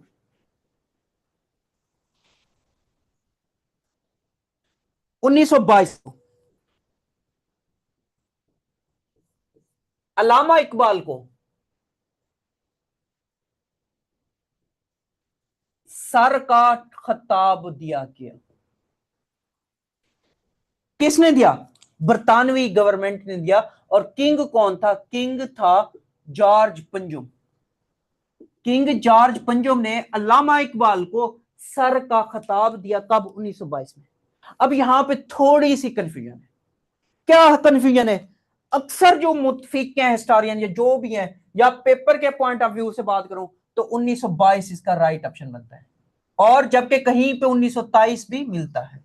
ये बहुत कम रेफरेंसेस है इसके, बहुत कम रेफरेंसेस है। अब क्वेश्चन फिर क्या बनता है? क्वेश्चन ये बनता है कि ये जो टाइटल था, ये जो खिताब था, कहां पे दिया गया? ये लाहौर में दिया गया। कहां दिया गया? लाहौर में दिया गया। किसने की दिया? किंग जॉर्ज पंजुम। किंग जॉर्ज पंजुम ने ये क्या दिया था? अल्लामा इकबाल को सर का खिताब दिया था। ये 1922 पे बहुत ज्यादा रेफरेंसेस हैं, बहुत ज्यादा इस पे मुतफिक भी करते हैं। ये बहुत कम है, बहुत कम रेफरेंसेस मिलते हैं। फिर इसी से आगे जब हम बात करते हैं 1923, इसी 1923 की बात करते हैं, तो अल्लामा इकबाल साहब ने क्या किया था? अल्लामा इकबाल साहब ने मुस्लिम लीग को ज्वाइन किया था। अब यहां पे फिर कंफ्यूजन है। क्या कंफ्यूजन है? ये छोटी छोटी कंफ्यूजन है। आज तक यही पढ़ते आए कि 1923 में अल्लामा इकबाल ने मुस्लिम लीग ज्वाइन की थी। सब इत्तेफाक करते हैं, मैं भी इत्तेफाक करता हूं। लेकिन एक बात फिर याद रखिएगा कि जो मुस्लिम लीग लंदन ब्रांच है ना, लंदन ब्रांच, ये कब कायम हुई? 1908 में कायम हुई। 1908 में अल्लामा इकबाल कहां थे? यूरोप के अंदर थे, लंदन में थे, स्टडी के लिए गए हुए थे। तो अल्लामा इकबाल साहब ने 1908 में भी मुस्लिम लीग ज्वाइन की थी। इसका भी रेफरेंस मिलता है, इसका रेफरेंस भी मिलता है, क्योंकि लंदन में जो मुस्लिम लीग ब्रांच कायम की गई थी, वो कब की गई थी? 1908 में। तो सैयद अमीर अली थे, और साथ में इनकी बात करूं अल्लामा इकबाल भी वहीं पे स्टडी करने गए हुए थे, यूरोप के अंदर थे, तो इन्होंने वहां पे ज्वाइन की थी। पहले पेपर में यह देता था कि अल्लामा इकबाल ने कब मुस्लिम लीग ज्वाइन की? 1923 में। लेकिन लेटेस्ट पेपर में उसने 1923 का ऑप्शन नहीं दिया, उसने 1908 का दिया। जब आप इसको सर्च करोगे तो आपको यह भी पता चलेगा कि मुस्लिम लीग लंदन ब्रांच की जो फाउंडेशन थी 1908 में, उस टाइम अल्लामा इकबाल भी मौजूद थे, तो 1908 में अल्लामा इकबाल ने मुस्लिम लीग को भी ज्वाइन किया था लंदन के अंदर। ये था पास। फिर अच्छा, इसी अल्लामा इकबाल की जब बात करते हैं, इसी 1926 में, 1926 में ये पंजाब असेंबली के मेंबर बने, पर नामजद हुए। ये क्वेश्चन भी आपका 2024 के पेपर में पूछा है, ये भी 2024 का है, ये भी 2024 का है। अब आप एक चीज को साथ साथ लेके चलेंगे तो आप, अक्सर स्टूडेंट कहते हैं सर डेट्स याद नहीं होती, डेट्स याद नहीं होती। डेट्स अगर आप एक फ्लो के साथ चलोगे तो याद होंगी, जब आप फ्लो के साथ नहीं चलोगे तो फिर याद नहीं होती। तो 1926 में पंजाब असेंबली के मेंबर भी नामजद हुए। कौन? अल्लामा इकबाल साहब। अल्लामा इकबाल साहब को 1922 में क्या दिया गया? सर का खिताब दिया गया, किंग जॉर्ज पंजुम ने दिया था। कहां? लाहौर के अंदर। और 1923 में अल्लामा इकबाल ने मुस्लिम लीग ज्वाइन की थी, लेकिन लंदन ब्रांच का भी रेफरेंस मिलता है, 1908 में भी इन्होंने ज्वाइन की थी। और फिर इसमें भी याद रखिएगा, पंजाब असेंबली 1926 के भी ये क्या बने थे? मेंबर नामजद हुए थे। इसके बाद जब हम आगे बात करते हैं तो यूनियनिस्ट पार्टी बनती है। कौन सी पार्टी बनती है? यूनियनिस्ट पार्टी बनती है। ये छोटी छोटी चीजें हैं, आसान है, रट्टे नहीं लगाओ, सोच के पढ़ो, कंसिस्टेंसी के साथ पढ़ो, याद रहती है। यूनियनिस्ट पार्टी, ये भी आपका 2024 का क्वेश्चन है। बहुत सारे बच्चों ने इसको गलत किया था, इस क्वेश्चन को जो अभी पढ़ा रहा हूं। यूनियनिस्ट पार्टी, यूनियनिस्ट पार्टी की जब बात करते हैं तो यूनियनिस्ट पार्टी ये कब बनाई गई? ये 1923 में बनाई गई, 1923 में। कब बनाई गई? 1923 में। ये जो पार्टी थी, ये वडेरू और जागीरदारों की थी, लैंडलॉर्ड्स की थी। ये पार्टी किसने बनाई? वडेरू और जागीरदारों ने मिलकर बनाई, अपनी सहूलत के लिए, अपनी सहूलत के लिए बनाई कि हम भी सियासत में हिस्सा लें, ताकि हमारी जो ब्लैक मनी है या मतलब जो भी है उसको वाइट किया जा सके, ताकि हमारे ऊपर कोई अशराफिया जो है वो हाथ ना डाल सके। तो यूनियनिस्ट पार्टी कब बनेगी? 1923 के अंदर बनाई गई। इसकी जब हम बात करते हैं तो ये वडेरू और जागीरदारों ने मिलकर बनाई थी। अब यहां पे जब इसकी बात करते हैं तो इसका फाउंडर कौन था? फाउंडर कौन था? अब इस बात को थोड़ा सा समझिएगा, इस बात को थोड़ा सा समझिएगा। तो याद रखिएगा इसका जो फाउंडर था वो सर फजल हुसैन थे। कौन थे? सर फजल हुसैन। जबकि इसके को फाउंडर कौन थे? को फाउंडर सर सिकंदर याद थे। इसके को फाउंडर कौन थे? सर सिकंदर याद थे। अब बच्चों ने गलती क्या की? अब देखो एक बात मेरी याद रखिएगा कि 2024 के पेपर से पहले, 2024 के पेपर से पहले जब भी पूछता था founder of unionist party, founder of unionist party कौन थे, वो इस ऑप्शन को नहीं देता था, सर फजल हुसैन को नहीं देता था, वो सिकंदर याद देता था। अब इस बार उसने क्या किया, उसने फाउंडर का पूछा है। असल में सर सिकंदर याद क्या थे? को फाउंडर थे। फाउंडर असल में क्या थे? सर फजल हुसैन थे। तो सर फजल हुसैन भी पेपर में मौजूद था और सर सिकंदर याद भी पेपर में मौजूद था। बहुत सारे बच्चों ने क्या किया, फजल हुसैन को पढ़ा नहीं, देखा नहीं, इसको ठीक करके आ गए। ये असल में को फाउंडर था, जबकि फाउंडर कौन है? फाउंडर सिकंदर ही याद है। आई बात समझ में? तो ये होती है छोटे छोटे पॉइंट्स जिसकी वजह से जो मतलब आपकी एकेडमी होती है या जो आप जिस भी बुक को पढ़ रहे होते हैं, थोड़ा सा डिटेल के साथ पढ़ा करो, थोड़ा सा डिटेल के साथ पढ़ा करो, सोच समझ के पढ़ा जो करो। पेपर में भी आपने अपने दिमाग की जो नट बोल्ट है ना, उनको टाइट करके जाना है। कि आपने पेपर में जाके ये नहीं सोचने बैठना है मेरा मोबाइल गुम तो नहीं हो जाएगा जो मैं बाहर जमा करा के, है मेरे मोबाइल के साथ कोई छेड़छाड़ तो नहीं कर रहा। आपने पेपर के दौरान सिर्फ पेपर पे फोकस करना है, वरना फिर अल्लाह हाफिज है। फिर इसके बाद जब हम आगे बात करते हैं, जब आगे बात करते हैं तो रीडिंग साहब चले जाएंगे। रीडिंग साहब के दौर में और कुछ भी नहीं हुआ, रीडिंग साहब के दौर में ये दो तीन पॉइंट्स हैं। इसके बाद आ जाते हैं लॉर्ड इरविन साहब आ जाते हैं। कौन आ जाते हैं? Lord Irwin. इरविन की जब बात करते हैं,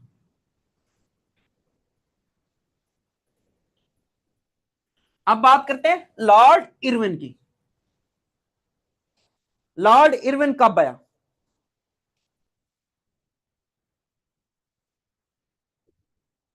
लॉर्ड इरविन 1926 से लेके 1931 तक, 1926 से लेके 1931 तक लॉर्ड इरविन साहब आया। जब लॉर्ड इरविन साहब की बात करते हैं तो सबसे पहला काम, सबसे पहला काम दिल्ली मुस्लिम प्रपोजल, दिल्ली मुस्लिम प्रपोजल ये आता है।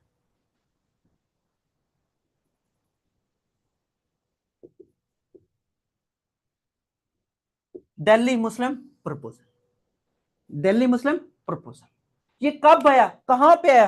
तो ये क्वेश्चन या कौन लेके आया, इसको हम डिस्कस करते हैं। दिल्ली मुस्लिम प्रपोजल की जब बात है तो 1927 में आया था। कब आया था? 1927 में आया था। हुआ क्या? हुआ ये कि कैद आजम साहब, मुस्लिम से याद रखिएगा, कैद आजम साहब, कैद आजम साहब क्या करते हैं? कैद आजम साहब ऑल इंडिया मुस्लिम जितने भी सियासतदान हैं, कैद आजम साहब क्या करते हैं? कैद आजम साहब ऑल इंडिया मुस्लिम कॉन्फ्रेंस बुलाते हैं दिल्ली के अंदर। कहा? दिल्ली के अंदर। कैद आजम साहब ने क्या किया? ऑल इंडिया मुस्लिम कॉन्फ्रेंस बुलाई, यानी कि मुसलमान ही इसमें नुमाइंदगी करेंगे, जितने भी मुसलमान लीडर है वो क्या करेंगे, इसमें पार्टिसिपेट करेंगे। All India Muslim league conference, all India Muslim conference कैद आजम ने बुलाई दिल्ली के अंदर 1927 में। और जब इनको बुलाया, इनको कहा कि हमें मिलकर काम करना चाहिए, हमें मुत्तहिद होकर काम करना चाहिए। अगर हमें आजाद मुल्क चाहिए, पाकिस्तान चाहिए, तो हमें क्या करना चाहिए? मतलब उस टाइम कहने का मतलब यह है कि आजाद मुल्क, उस टाइम पाकिस्तान का कंसेप्ट तो नहीं था, पाकिस्तान का कंसेप्ट 1933 में आता है, चौधरी रहमत अली ने दिया था। तो कहने का मतलब यह कि अलामा कैद आजम साहब ने यह कहा था सारे मुसलमान लीडरों से कि आपको और मुझे मिल के जद्दोजहद करनी चाहिए, मुझे क्या करनी चाहिए? मिल के जद्दोजहद करनी चाहिए। तो ऑल इंडिया मुस्लिम कॉन्फ्रेंस बुलाई दिल्ली के अंदर 1927 में, और यह कहा कि मिलकर हमें हमें क्या करना चाहिए? मिलकर काम करना चाहिए। ये कैद आजम साहब कह रहे हैं। कैद आजम साहब क्या कह रहे हैं? कैद आजम साहब कह रहे हैं कि हमें मिलकर काम करना चाहिए। तो कैद आजम साहब ने यहां पे सिफारिशात दी थी, कायदे आजम साहब ने क्या की थी, दिल्ली मुस्लिम प्रपोजल के अंदर 4 सिफारिशात दी थी। सिफारिशात से मुराद 4 प्रपोजल दिए थे, 4 प्रपोजल दिए थे, ये 4 नुकात पेश किए हैं कि ये 4 नुकात हैं, इस 4 नुकात या इस 4 नुक्ती एजेंडे पे काम करना चाहिए। ये कौन कह रहे हैं, कायदे आजम साहब कह रहे हैं। कायदे आजम साहब क्या कह रहे हैं, कायदे आजम साहब ये कह रहे हैं कि 30% जो सीटें हैं, सीटें कितनी परसेंट सीटें, 30% सीटें ये मुसलमानों को दीजिए। किसको दीजिए, मुसलमानों को दीजिए। कायदे आजम साहब ने एक मुतालबा ये रखा, एक सिफारिश ये की कि 30% सीटें जो है वो मुसलमानों को दीजिए। अभी डायरकी सिस्टम पढ़ के है ना, डायरकी सिस्टम, तो डायरकी सिस्टम से ही समझो कि जब मतलब वहां पे नुमाइंदगी दी जाएगी तो कैसे दी जाएगी, तो उन्होंने ये कहा कि 30% सीटें जो हैं वो मुसलमानों को दीजिए। फिर उन्होंने क्या कहा, दूसरी सिफारिश, उन्होंने दूसरी सिफारिश में ये कहा north west frontier province, NWFP, north west frontier province, जिसे उस टाइम सरहद कहा जाता था, जिसे आज के दौर में KPK कहा जाता है, NWFP और साथ में बलूचिस्तान, साथ में बलूचिस्तान, इनकी जब हम बात करते हैं इनमें इलेक्शंस होने चाहिए। इनमें क्या होने चाहिए, इनमें इलेक्शंस होने चाहिए। कायदे आजम साहब ने ये कहा कि 30% सीटें मुसलमानों को दी जाए, NWFP और बलूचिस्तान के अंदर क्या करने चाहिए, इलेक्शंस होने चाहिए। क्या होने चाहिए, इलेक्शंस होने चाहिए। थर्ड पॉइंट कायदे आजम साहब ने क्या कहा, कायदे आजम साहब ने थर्ड पॉइंट ये कहा कि सिंध को बंबे से अलग कर दिया जाए। पहले सिंध जो था ये बंबे का पार्ट हुआ करता था, तो सिंध को बंबे से अलग कर दो। ये तीसरी सिफारिश थी। ये क्या थी, तीसरी सिफारिश थी। चौथी सिफारिश क्या है, चौथी सिफारिश की जब बात करते हैं तो कायदे आजम साहब ने यह कहा था कि जो सेंट्रल लेजिस्लेटिव असेंबली है, जो क्या है सेंट्रल यानी कि मरकजी हुकूमत, सेंट्रल का क्या मतलब है, मरकजी हुकूमत, जैसे हमारी मरकजी वफाकी हुकूमत है, जो हमारी वफाकी हुकूमत है ना वो सेंट्रल गवर्नमेंट भी कहलाती है। फेडरल गवर्नमेंट तो कहलाती है, साथ में सेंट्रल गवर्नमेंट भी उसको कहते हैं, क्योंकि वो वफाक जो है चारों सूबों की नुमाइंदगी कर रहा होता है। तो इसी वजह से सेंट्रल जो लेजिस्लेटिव असेंबली है, जो कानून साजी करती है, या जो लेजिस्लेटिव से क्या मुराद है, कानून बनाना, legislative council, central legislative assembly, central legislative council, इसमें मुसलमानों को 1/3 रुकनियत देनी चाहिए।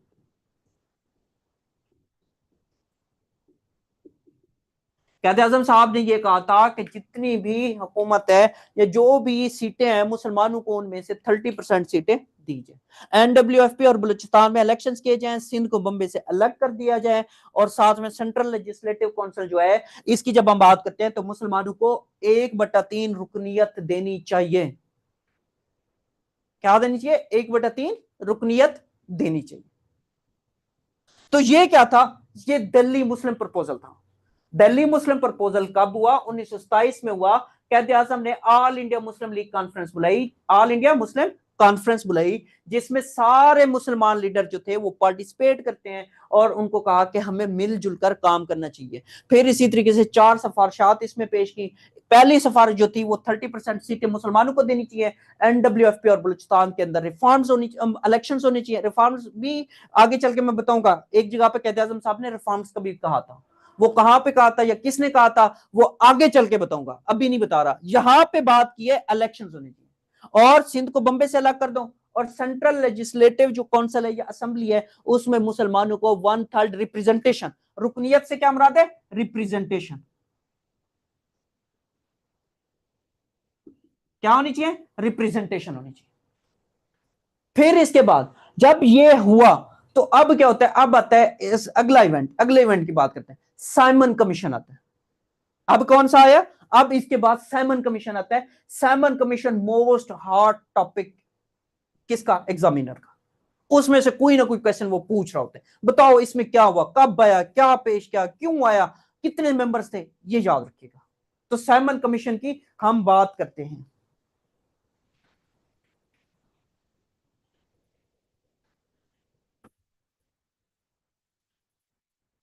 Simon commission.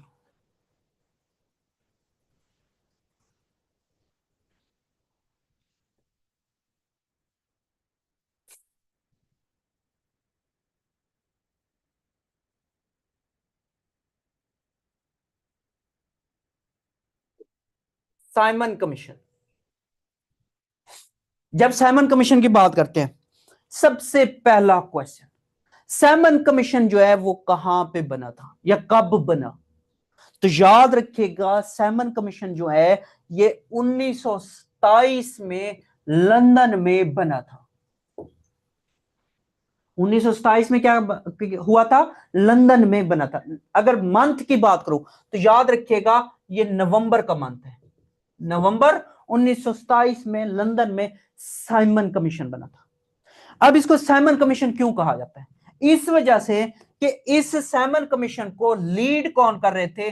वो सर साइमन कर रहे थे, जिसकी वजह से इसका नाम भी साइमन कमीशन रखा गया। इसको लीड कौन कर रहे थे? इसको लीड कर रहे थे साइमन। इसको कौन लीड कर रहे थे? Sir Simon. इसी वजह से इसको क्या कहा जाता है? साइमन कमीशन कहा जाता है। अब यहां पे याद रखिएगा कि इसी कमीशन के अंदर 7 मेंबर्स थे। क्या थे? 7 मेंबर्स थे। 7 मेंबर्स से मुराद ये याद रखिएगा, नो इंडियंस। अब यहां पे नो इंडियंस मैंने लिखा है। अब इंडियन से मुराद क्या है? भारत भी है और पाकिस्तान भी है।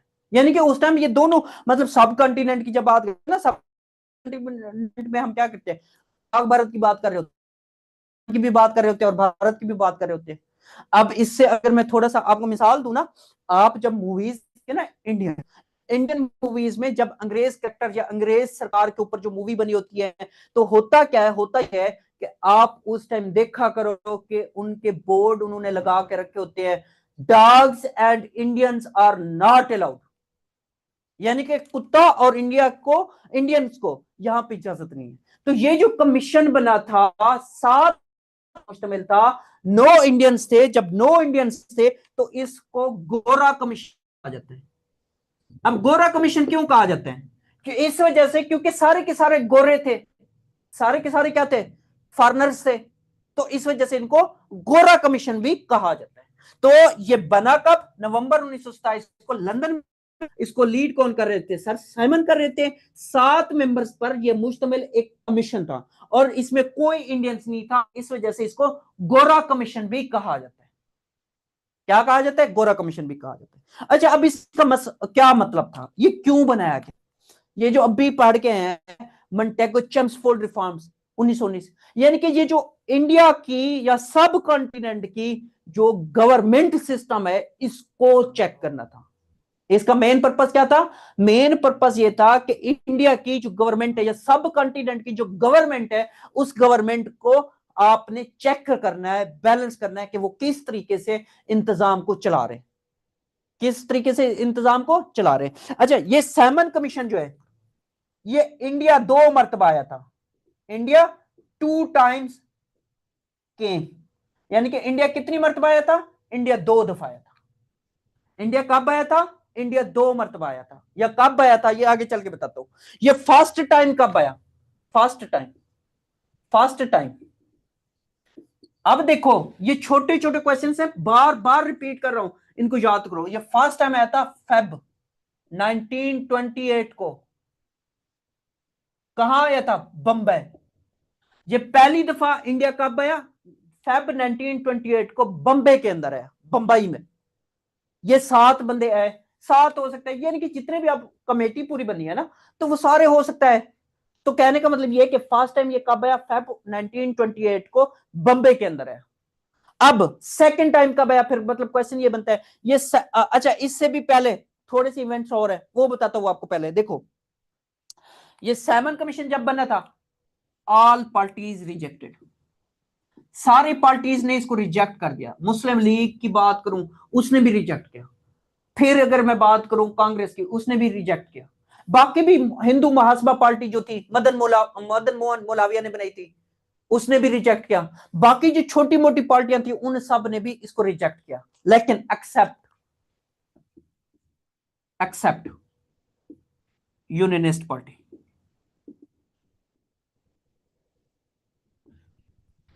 All parties rejected Simon commission but unionist party supported.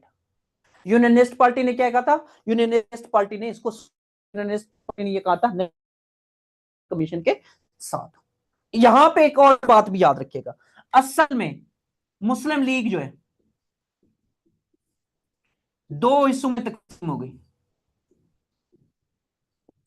अब 1927 में जब ये कमीशन बना पार्टी भी जो ये मुस्लिम लीग थी, मुस्लिम लीग भी दो हिस्सों में तकसीम हो जाती है। मुस्लिम लीग भी क्या करती है? मुस्लिम लीग भी दो हिस्सों में तकसीम हो जाती है। एक को कैद आजम लीग कहा जाता है और दूसरी को शाफी लीग, शाफी लीग ये कहा जाता है। जब मुस्लिम लीग दो हिस्सों में तकसीम होती है तो कैद आजम वाला पार्ट इसको सपोर्ट नहीं करता, शाफी लीग इसको सपोर्ट करता है। शाफी लीग कहता है कि मैं इसकी फेवर करूंगा। तो मतलब ये क्वेश्चन आता है, Muslim league was separated in which year? Parts में ये 1927 में सेपरेट हो गई थी साइमन कमीशन की वजह से। तो यूनियनिस्ट पार्टी इसको एक्सेप्ट करती है और साथ में शाफी लीग जो है वो इसको एक्सेप्ट करती है कि ये अच्छा इकदाम है, ये आने चाहिए और हम इनसे बैठ के बात करेंगे। बाकी सारी पार्टीज ने इसको रिजेक्ट कर दिया था। दोबारा बता देता हूं, साइमन कमीशन नवंबर 1927 को लंदन आया था, इसको लीड सर साइमन कर रहे थे। 7 मेंबर्स इसमें थे, इसमें कोई इंडियन नहीं था, इसको गोरा कमीशन भी कहा जाता है। और इंडिया ये 2 मरतबा आया। इंडियन ये कितने मरतबा आया था? 2 मरतबा आया था। पहली दफा ये 1928 फेब के अंदर बम्बे में आया था। और यहां पे फिर याद रखिएगा कि all parties were rejected but unionist party supported. फिर यहाँ पे ये भी याद रखिएगा कि मुस्लिम लीग भी ऑलमोस्ट 2 हिस्सों में तकसीम हो चुकी थी जब ये कमीशन बना था ना, उसी डेट को, उसी मतलब ईयर में मुस्लिम लीग भी 2 हिस्सों में तकसीम हो गई थी। एक कैद आजम लीग बनी, दूसरी शाफी लीग बनी। शाफी लीग इसको सपोर्ट करती है, मुस्लिम लीग जो एक्चुअल मुस्लिम लीग थी या कैद आजम वाला पार्ट था वो इसको एक्सेप्ट नहीं करता। फिर होता क्या है, जब हम इसी की बात करते हैं, अब साइमन कमीशन अब क्या कर रहे हैं? जायजा ले रहे हैं कि गवर्नमेंट कैसे चल रही है, गवर्नमेंट किस तरह से काम कर रही है। फिर क्या करता है? वापस जाता है। जब वापस जाता है फिर ये वापस आता है। अब ये क्या करता है? कुछ दिन यहां पे रहता है, कुछ दिन रहने के बाद ये वापस चल जाता है लंदन, और लंदन जाता है तो फिर आता है। सेकेंड टाइम ये कब आया? सेकेंड टाइम ये आया था 1929 में, अगले साल आया था। सेकेंड टाइम ये कब आया? सेकेंड टाइम इन इंडिया ये 1929 में आया। कब आया? 1929 में। फिर होता क्या? होता ये कि इसने क्या किया था, इसने यहां पे फिर वर्क किया।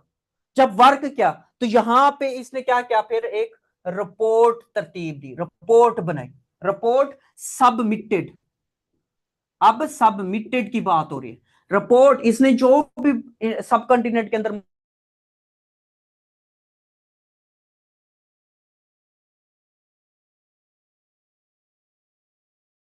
तो याद रखिएगा इसने रिपोर्ट सबमिटेड कराई थी 1929 को। अब इसकी यही रिपोर्ट पब्लिश कब हुई? अब देखो ना, अब आपको एक मिसाल देता हूं, मिसाल ये देता हूं, देखो बात सुनो मेरी, कि आपने थीसिस अपना लिखा, पहले आप क्या करते हैं? अपने सुपरवाइजर को चेक कराते हैं, आप उसको पेश करते हैं कि सबमिट कराते हैं, सर मैंने अपना थीसिस कर लिया, ये मेरा थीसिस है। आपने सबमिट कराया, कब कराया? 1929 को कराया। और वो फिर जब आपके उसके ऊपर डिफेंस होता है, डिफेंस होने के बाद फिर उसको पब्लिक किया जाता है। पब्लिक करने का क्या मतलब है? रिपोर्ट पब्लिक कब हुई? तो रिपोर्ट पब्लिक हुई थी मार्च 1930 के अंदर। कब हुई थी? 1930 मार्च के मंथ में आपकी रिपोर्ट जो है वो पब्लिश हो जाती है। अब देखो 1927 में बना, पहली दफा 1928 में आया, दूसरी मरतबा 1929 में आया। रिपोर्ट कब इसने सबमिट कराई? 1929 में कराई। और रिपोर्ट पब्लिश कब हुई? मार्च 1930 में रिपोर्ट पब्लिश हुई। अब यहां पे बात नहीं रुकेगी। अब होता यह है कि ये जो रिपोर्ट इन्होंने पब्लिश की या रिपोर्ट इन्होंने जो सबमिट कराई, ये असल में जो साइमन कमीशन रिपोर्ट थी ये 2 पार्ट्स पर मुश्तमिल थी। इसके कितने पार्ट्स थे? इसके 2 पार्ट्स थे। 2 वॉल्यूम कहेगा, 2 वॉल्यूम कहेगा या 2 पार्ट्स कहेगा, 2 पार्ट्स कहेगा या 2 वॉल्यूम कहेगा। कि इसके 2 वॉल्यूम थे। अब वो वॉल्यूम्स की जब हम बात करते हैं तो याद रखिएगा, पहला वॉल्यूम जो था, जो फर्स्ट वॉल्यूम था, वॉल्यूम 1, वो क्या था? वो इंडिया की प्रॉब्लम्स थे, इंडियंस प्रॉब्लम्स, यानी कि यहाँ पे ये भी मसला है, ये भी मसला है, इस तरह का मसला है, गुड गवर्नेंस नहीं है, या मतलब यहाँ पे अंग्रेज सरकार जो है वो सही तरीके से काम नहीं कर रही। तो फर्स्ट वॉल्यूम जो था उसमें होल इंडिया, यहाँ पे एक लफ्ज लिख लो, होल इंडिया, यानी कि तमाम इंडिया के प्रॉब्लम थे, सब कॉन्टिनेंट या होल इंडिया से मुराद सब कॉन्टिनेंट की बात कर रहे हैं, तो उसके क्या थे? प्रॉब्लम्स थे। दूसरे वॉल्यूम में क्या क्या? दूसरे वॉल्यूम में उसने क्या क्या? उसने रिकमेंडेशंस थी एंड सॉल्यूशंस, और उसके सॉल्यूशंस थे कि मैं ये रिकमेंड करता हूं और उसका सॉल्यूशन ये है, ये काम इस तरह से किया जाए, ये काम इस तरीके से किया जाए। सैमन कमीशन की जब बात करते हैं तो सेकंड टाइम इंडिया में 1929 में आया था, और इसने रिपोर्ट सबमिट करी थी 1929 में। रिपोर्ट पब्लिश कब हुई? मार्च 1930 में हुई। ये जो रिपोर्ट थी, ये 2 वॉल्यूम, 2 पार्ट्स, 2 किस पे? वॉल्यूम्स, पार्ट्स, या 2 इसके हिस्से थे। और उसमें जब हम बात करते हैं तो पहला हिस्सा जो था वो तमाम इंडिया की प्रॉब्लम्स पे था। इंडिया में पानी का मसला है, इंडिया में मतलब बुनियादी मसाइल देख लो, एजुकेशन सिस्टम ठीक नहीं है, हेल्थ प्रॉब्लम्स हैं, ये प्रॉब्लम्स है, वो प्रॉब्लम्स है, इस तरह के प्रॉब्लम्स की बात की। जैसे मैं अगर आपको एक मिसाल दूं ना, देखो यहाँ पे किसी चीज को हमने क्रिटिसाइज नहीं करना, ठीक है? हमने एक बात याद रखिएगा, कभी भी एंटी स्टेट नहीं जाना। तो यहाँ पे मिसाल ये कि पाकिस्तान के मसाइल क्या है, ये तो एक ऐसे टॉपिक है, ऐसे में भी आ जाते हैं कि what is the main problems of Pakistan, बताओ पाकिस्तान के मेन प्रॉब्लम्स क्या है। तो कहने का मतलब यह है कि इसने भी ये कहा था कि तमाम इंडियन प्रॉब्लम्स क्या है, बताओ। और फिर उसने जब ये बताया पहले वॉल्यूम में, दूसरे वॉल्यूम में वो रिकमेंडेशन कर रहे हैं, अच्छा यहाँ का पानी का मसला, इस पानी के मसले को हम इस तरह से हल कर सकते हैं, इस तरह से सॉल्व कर सकते हैं। और फिर साथ में इन्होंने ये कहा था कि उसके सॉल्यूशंस दिए, अच्छा ये मसला इसको रिकमेंड इस तरह से करते हैं, इसका सॉल्यूशन भी ये है, पॉसिबल सॉल्यूशंस ये। तो ये कहता है, ये सारा का सारा साइमन कमीशन रिपोर्ट थी, ये साइमन कमीशन था। फिर होता क्या है, जब कैद आजम साहब ने ऑल इंडिया मुस्लिम कॉन्फ्रेंस बुलाई, तो होता क्या है, होता यह है कि अब मोतीलाल नेहरू क्या करेंगे? ऑल पार्टीज कॉन्फ्रेंस बुला लेंगे। मुस्लिम जो है वो कैद आजम ने बुलाई, जबकि ऑल पार्टीज कॉन्फ्रेंस किसने बुलाई? ऑल पार्टीज कॉन्फ्रेंस जो है वो मोतीलाल नेहरू ने बुलाई थी, ऑल पार्टीज कॉन्फ्रेंस।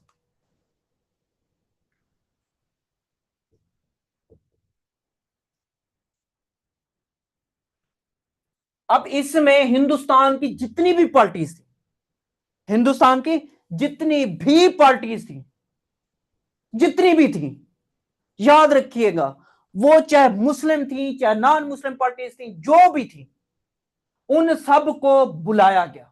उन सबको क्या कहा गया? बुलाया गया। कब बुलाया गया? 1928 में बुलाया गया। अच्छा एक बात ये भी याद रखिएगा, ऑल पार्टीज कॉन्फ्रेंस जो है ये टोटल 3 दफा हुई थी हिंदुस्तान के अंदर। टोटल क्या हुई थी? 3 दफा हुई थी। और हुई कब थी अगर मैं उनकी बात करूं तो याद रखिएगा, ये तीनों मर्तबा डिफरेंट जगहों पे हुई थी। तीनों मर्तबा क्या हुई थी? डिफरेंट जगहों पे हुई थी। अगर मैं इसकी बात करूं तो याद रखिएगा, 3 दफा जो हुई थी तो इसमें ईयर सेम है, ईयर सेम है। 2 मर्तबा जो है, 2 मर्तबा ये मोतीलाल नेहरू ने बुलाई थी, मोतीलाल नेहरू ने बुलाई थी। हाय 1928, 2 मर्तबा मोतीलाल नेहरू ने बुलाई थी। एक दफा बंबई के अंदर बुलाई थी और एक दफा लखनऊ में बुलाई थी। एक दफा लखनऊ में बुलाई, एक दफा बंबई के अंदर बुलाई। इसको याद इसी तरीके से याद कीजिएगा, जो पेपर में ऑप्शन हो आपने वही ठीक करना है, दोनों को भी साथ नहीं देता। जो तीसरी थी या थर्ड टाइम जो थी, जो मतलब पहले होती है, वो M.A. अंसारी, जो पहली मर्तबा हुई थी ना, जो पहली हुई थी, या मतलब जो उसको याद कर लो, M.A. अंसारी शख्स था, इसने भी ऑल पार्टीज कॉन्फ्रेंस बुलाई थी 1928 में, और इसने बुलाई थी दिल्ली के अंदर। इसने कहां बुलाई थी? दिल्ली में। फिर अगली 2 जो पार्टीज होती है ऑल पार्टीज कॉन्फ्रेंस, वो मोतीलाल नेहरू के बारे में होती है। मोतीलाल नेहरू ने बंबई में भी बुलाई थी और लखनऊ में भी बुलाई थी। फिर इसके बाद जब हम बात करते हैं, अब इसमें यह था कि कैद आजम साहब ने चूंकि मुस्लिम पार्टीज बुलाई थी, मुस्लिम कॉन्फ्रेंस बुलाई थी, इन्होंने सारी पार्टीज को बुलाया। इन्होंने क्या किया, इन्होंने सारी की सारी पार्टीज को बुलाया था। अब यहां से आगे लास्ट छोटा सा टॉपिक रह गया, और वो क्या रह गया, वो भगत सिंह रह गया। कौन रह गया, भगत सिंह। तो भगत सिंह को हम क्या करते हैं, नेक्स्ट लेक्चर में देख लेंगे। भगत सिंह को क्या करेंगे, नेक्स्ट लेक्चर में देख लेंगे। यहां पे हम क्या करते हैं, यहां पे एंड करते हैं। और इसके अलावा जो नया बैच है वो स्टार्ट करने जा रहे हैं, तो उसकी थोड़ी सी डिटेल्स आपके साथ में शेयर कर देता हूं। उसकी डिटेल्स इस तरह से कि Monday to Friday, Monday to Friday class होती है। अब चूंकि माह रमजान है, माह रमजान एंड होने वाला है, तो क्लास टाइमिंग चेंज होगी। जो क्लास टाइमिंग होगी वो बता दी जाएगी। ये 2 आवर्स की होती है, 2 आवर्स की क्लास होती है।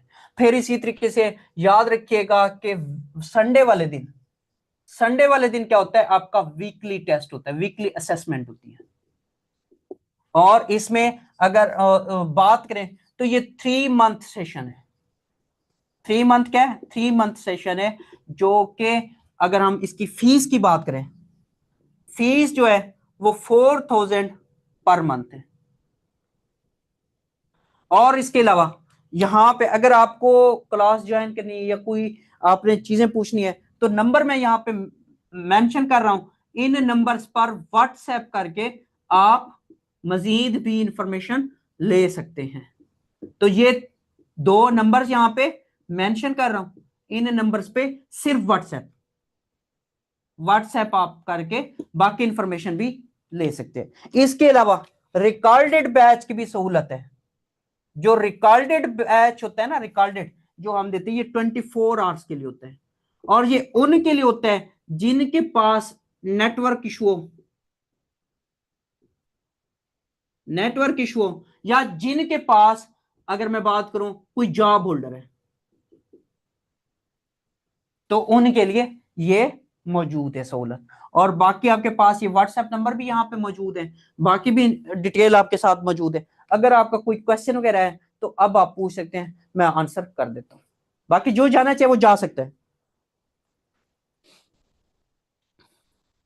हाँ, आफ्टर सैमन कमीशन हुई थी Abbas Shah, all parties conference after Simon commission हुई थी।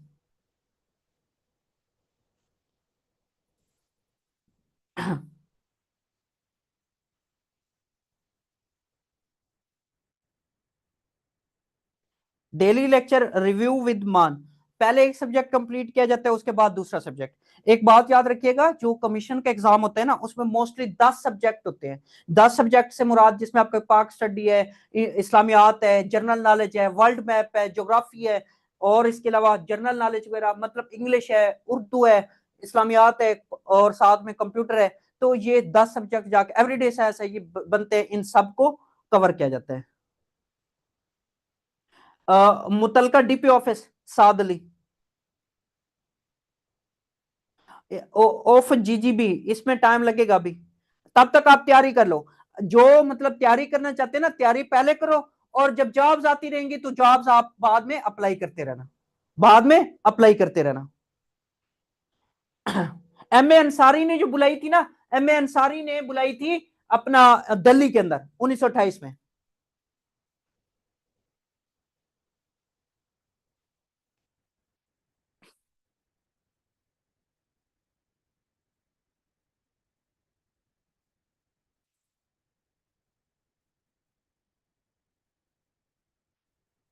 डायरकी सिस्टम 1935 में खत्म हुआ था। क्यों खत्म हुआ था डायरकी सिस्टम, इस वजह से खत्म हुआ था क्योंकि इंडियन एक्ट आ गया था, इंडियन एक्ट 1935 आ गया था।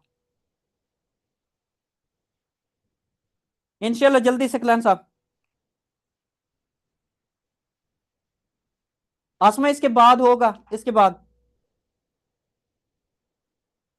शिजा बतूल सारे, इंशाल्लाह सारे।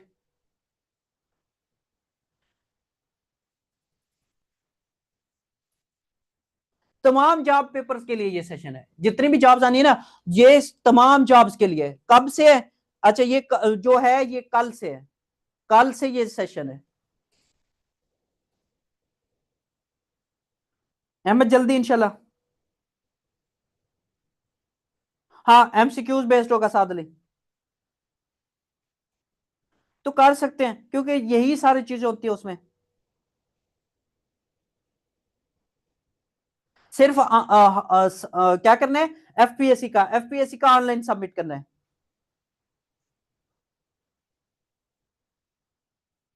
यूनियनिस्ट पार्टी जो थी ये वडेरू और जागीरदारों की थी, वडेरू और जागीरदारों की थी, 1923 में बनाई गई, 1923 में।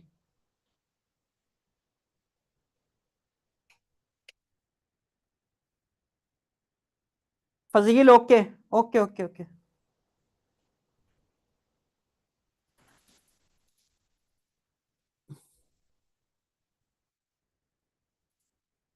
इंशाल्लाह मत्ती और रहमान इंशाल्लाह।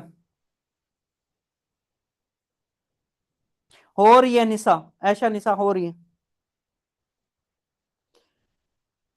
इसमें मंथ नहीं पूछता, इसमें लखनऊ और बॉम्बे याद करो बादशाह, लखनऊ और बॉम्बे याद करो। हो जाएंगे खान, दूधी खान हो जाते हैं। ये निया सारा सिलेबस अगर आप देखो यही चीज होती है, सिर्फ चंद एक चीज टॉपिक्स जो है वो चेंज होते हैं, बाकी यही है। वो आसिमा, वो पूरा एक सब्जेक्ट है, वो पूरा एक सब्जेक्ट है कि जिसमें मतलब हम जब तुर्की पूरे कंट्री को करेंगे तो उसमें वो काम आता है, उसमें उसमें हम देखेंगे। 1926 में उस्मान गनी, 1926 में। पीपीएससी, एफपीएससी, एएसएफ इंस्पेक्टर, उसके अलावा पीएचपी, एसपीयू, केपीके, ईटीए, मतलब इन सब का मोस्टली सिलेबस जो होता है वो सेम होता है, और इन सब के लिए ये बैच स्टार्ट किया जा रहा है।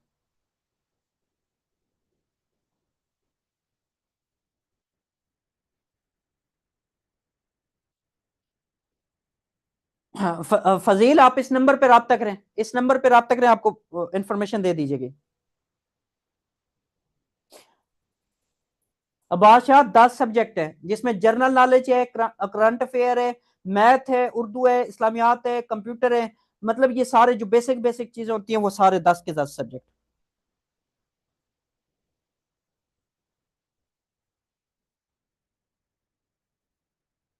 ओके, अगर कोई और क्वेश्चन वगैरह हो ना, कोई और क्वेश्चन वगैरह हो तो यहाँ पे भी यहाँ पे आप मतलब वो कर सकते हैं, राब्ता कर सकते हैं। इसके